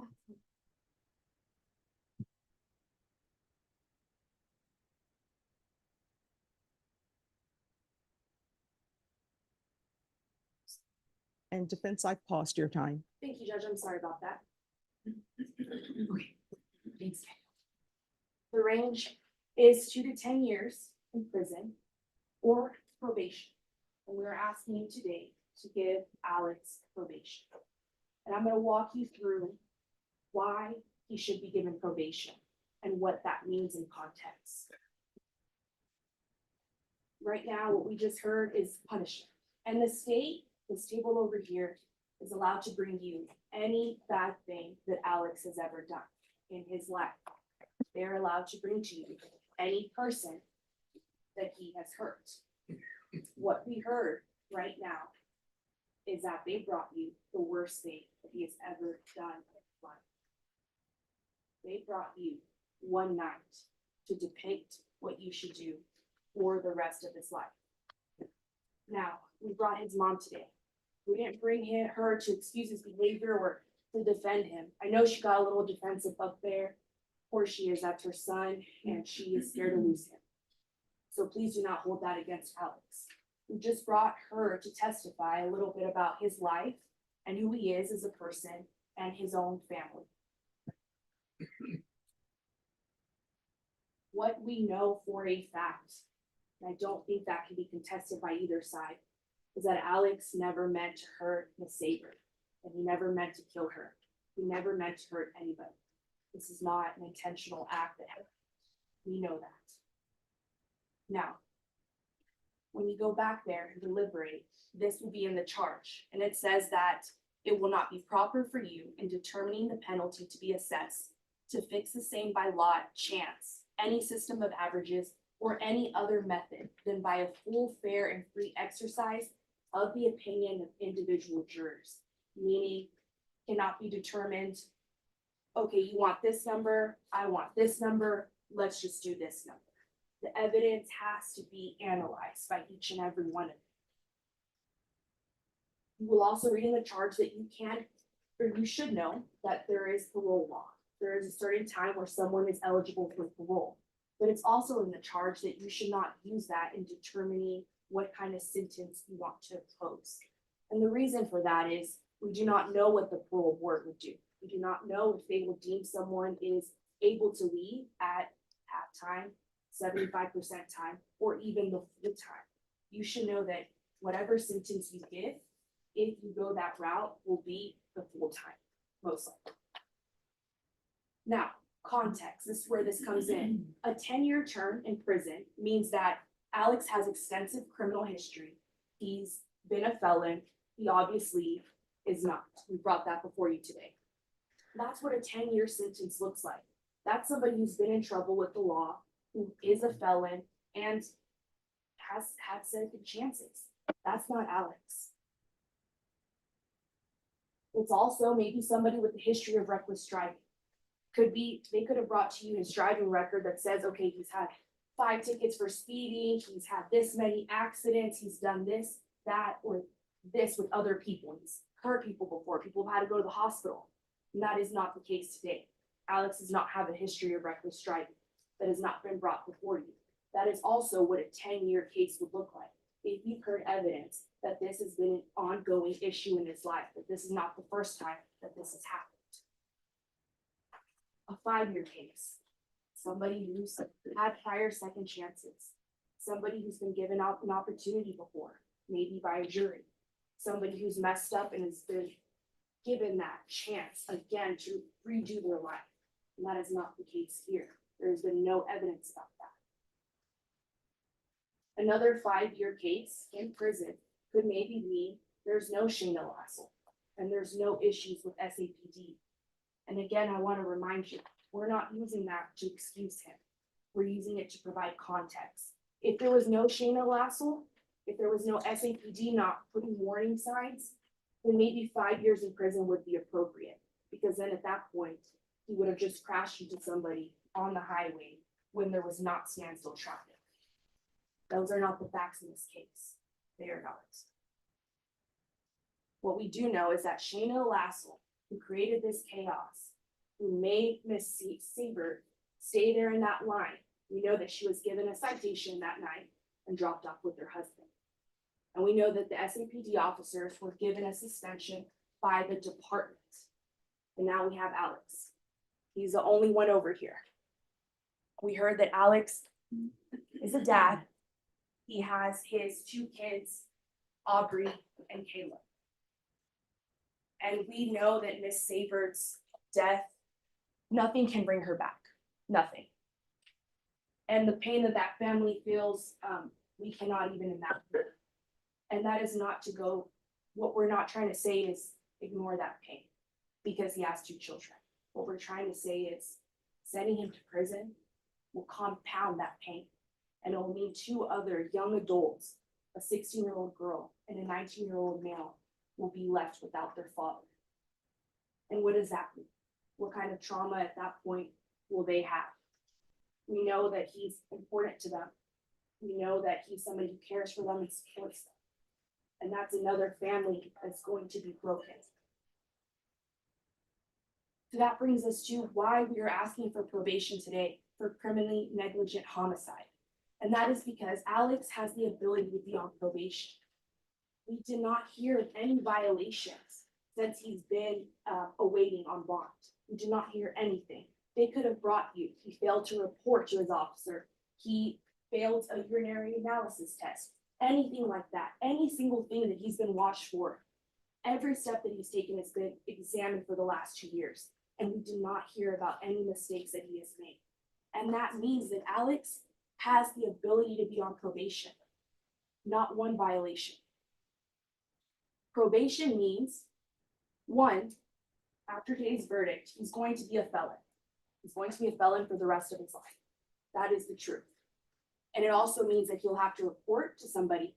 He will have to follow all the rules if you grant him probation that this judge will give him. All of the rules. That means taking whatever classes is deemed necessary after he's evaluated, as Officer Zapata told us, by evaluated by someone who's able to make that sort of assessment, who understands what people need and what people don't. A professional. He's not going to be able to do anything or mess up, make any sort of mistakes, because he will have prison over him. He will be able to make amends. He'll be able to live his life as a good person. And he'll be able to pay restitution back. He'll be a felon, and that's something he'll have to live for the rest of his life. What happened, the Sabert's death, is something that Alex has lived for every single day, as he should, since it happened. Every single. The whole of Alex's life, again, not to excuse him, it's just to provide you some information about who he is, where he came from. Aubrey and Caleb. That is one of our biggest reasons that we are asking you to give him probation, to allow him to continue being a father for those 2 children that did not have anything to do with this. Prison means sending him away, means he will be locked up for one mistake that he made in his life, which is the death of someone. Means he will not have any ability to provide for his family. And it means that a 38-year-old man, in addition to a family that's already lost, we're also going to lose another. No second chance provided to him. So that's why when you go back and you are looking at this verdict form, we ask that you assess punishment between 2 to 10 years. And that you fill out one of these 3 slots where the X mark is. And they say that we have not assessed fine, and we recommend the term of confinement, where we have assessed or suspended the defendant and placed him on community supervision, meaning that you have allowed him another chance and you're putting him on probation.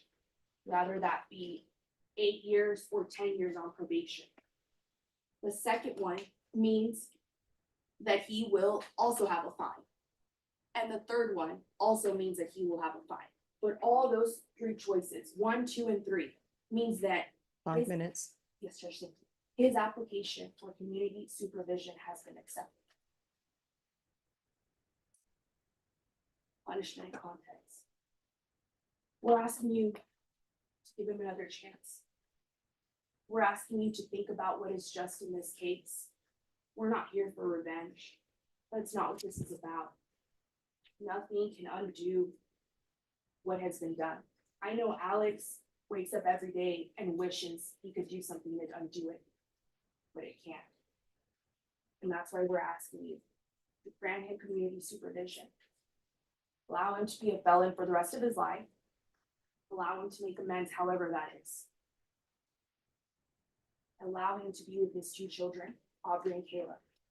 And not to throw him in, not to throw him away.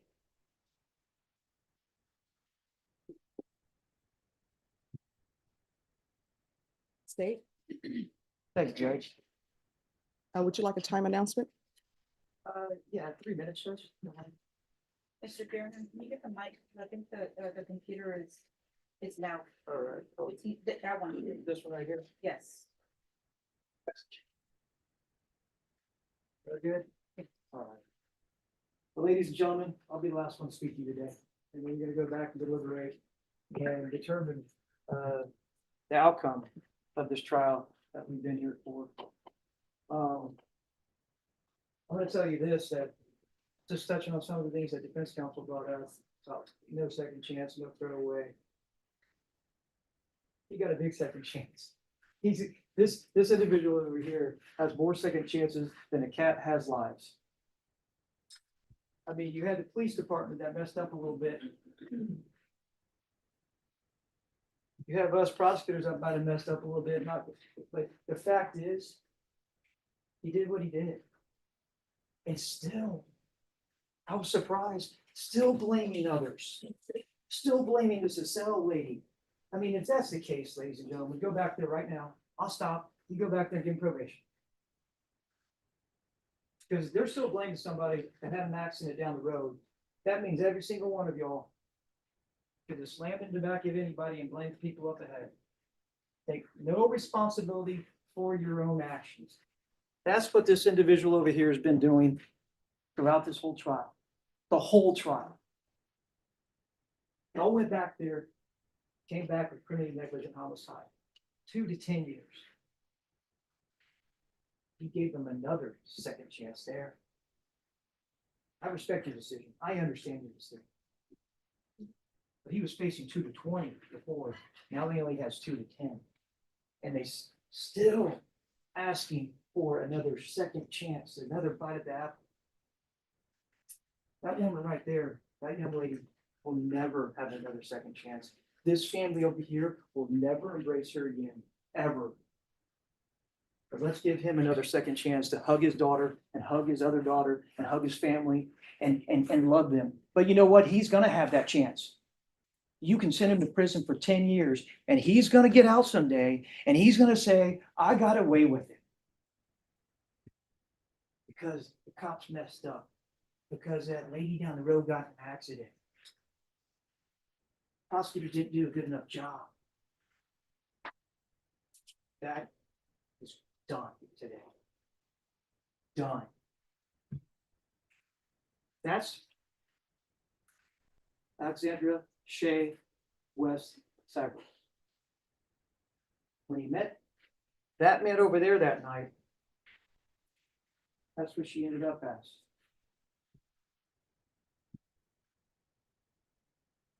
This is where she ended up. Probation. What do you have to do? What do you have to do to get sent to prison? If it's not killing someone, my gosh, where are we at in our society that we want to allow people like him just to say, hey, look, bad mistake. I'm sorry. Give me probation because I got 2 kids, one's 16, one's 20.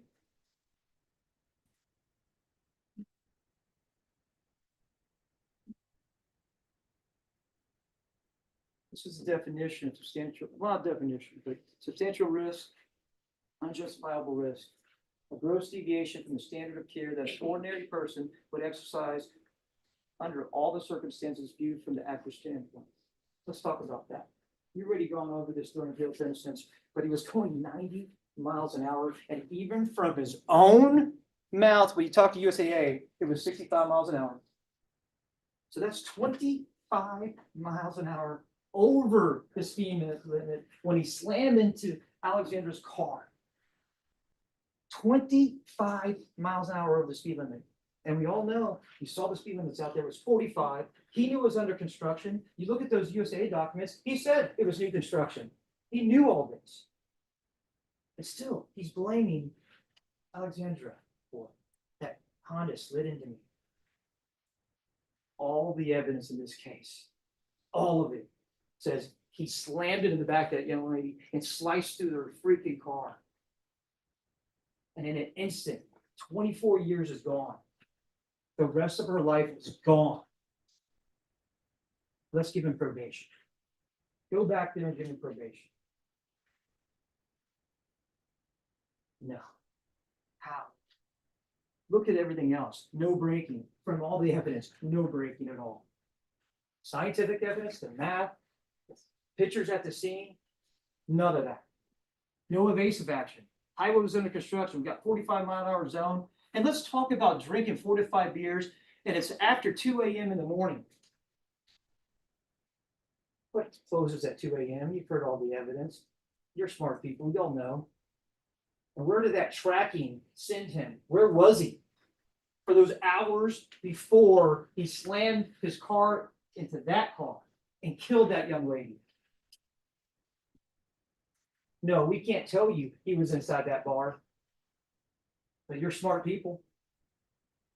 You saw that Objection, Your Honor. tracking. Improper argument. All right, overruled. He's around those bars. And more bars. More bars. And at 2:02 a.m., he's leaving. Traveling down the highway like a missile going 90 miles an hour. Just waiting. When's that person that's just an unlucky person? Because this fever was unlucky. Very unlucky.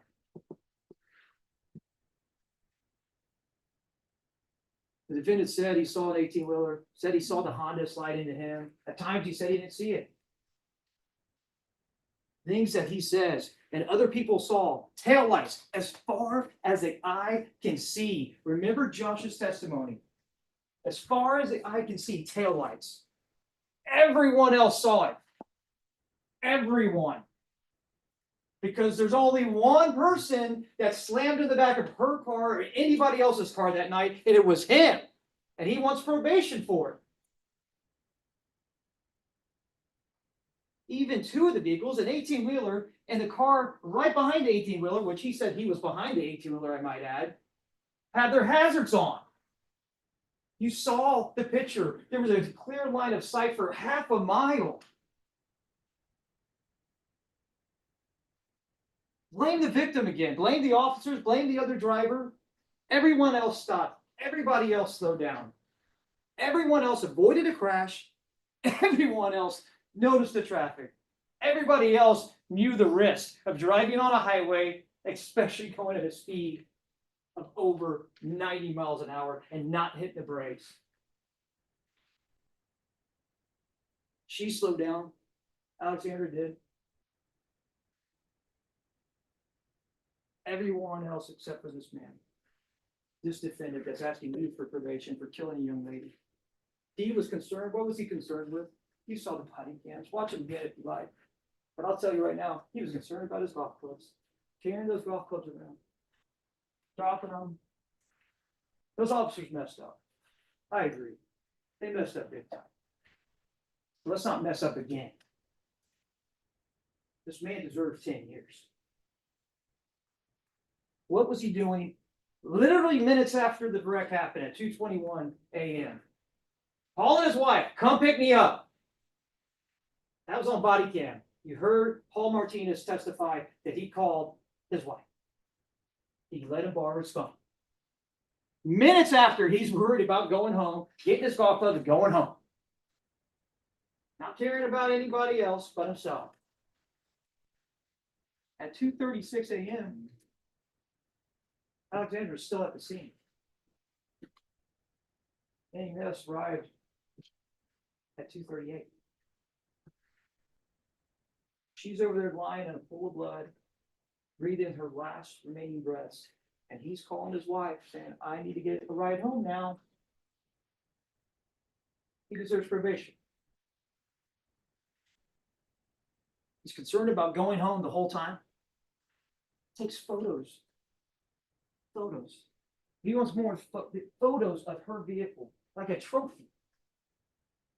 Look what happened.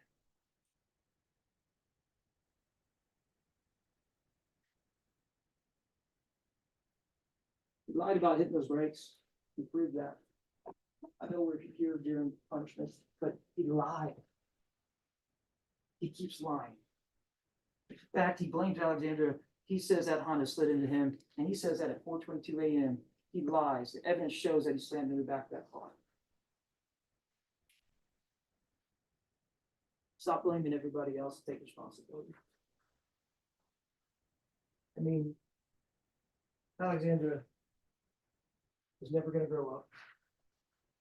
She's never gonna hug her mom again. Never gonna go to the grocery store with her dad. Never gonna pet her dog, Blue, ever. And he wants probation for that.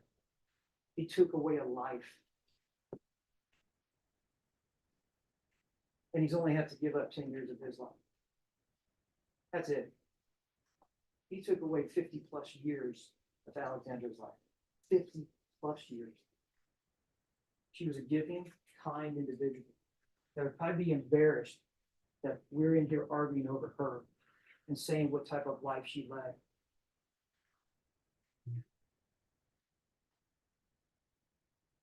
You know, when you go back there and think about what to assess this individual, just remember those things. Our community deserves better than this. You deserve better than this. We all deserve better than this. Alexandria definitely deserves better than this, to be blamed constantly for this man's actions that night, of going around town all nights of the hour, drinking, disregarding the speed limits, the warning signs. He doesn't deserve that second chance at probation. He deserved to be sentenced 10 years in prison so that the punishment fits the crime. In fact, it doesn't, because it's only 10 years. A life was taken away by this man. Maybe he wants to say it's a mistake, or if he wants to call it an accident, that's fine. He can call it through whatever, they can call it whatever they want. But in the end, Alexandra is never going to be back. And she deserves a lot better than this. And I think our community deserves better than this. 3 minutes. Thank you.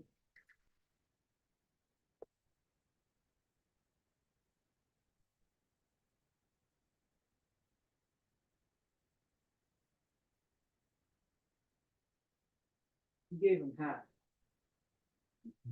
He was going from 2 to 20 years for manslaughter. You gave him half already. Give him the 10 years. He deserved it. He earned it. Right there on that stretch of highway where Alexandra took her last picture that she ever took. They deserve it. We all deserve it. When you look back at this, I put 10 years. You're supposed to put 10 years. Put a check mark right here saying probation denied. It's the only proper thing to do. You gave him a break already. Don't give him another one. Thanks. All right, ladies and gentlemen, you've heard all the evidence that you're going to hear in this case. So Deputy Laura, of course, is going to separate the two alternates.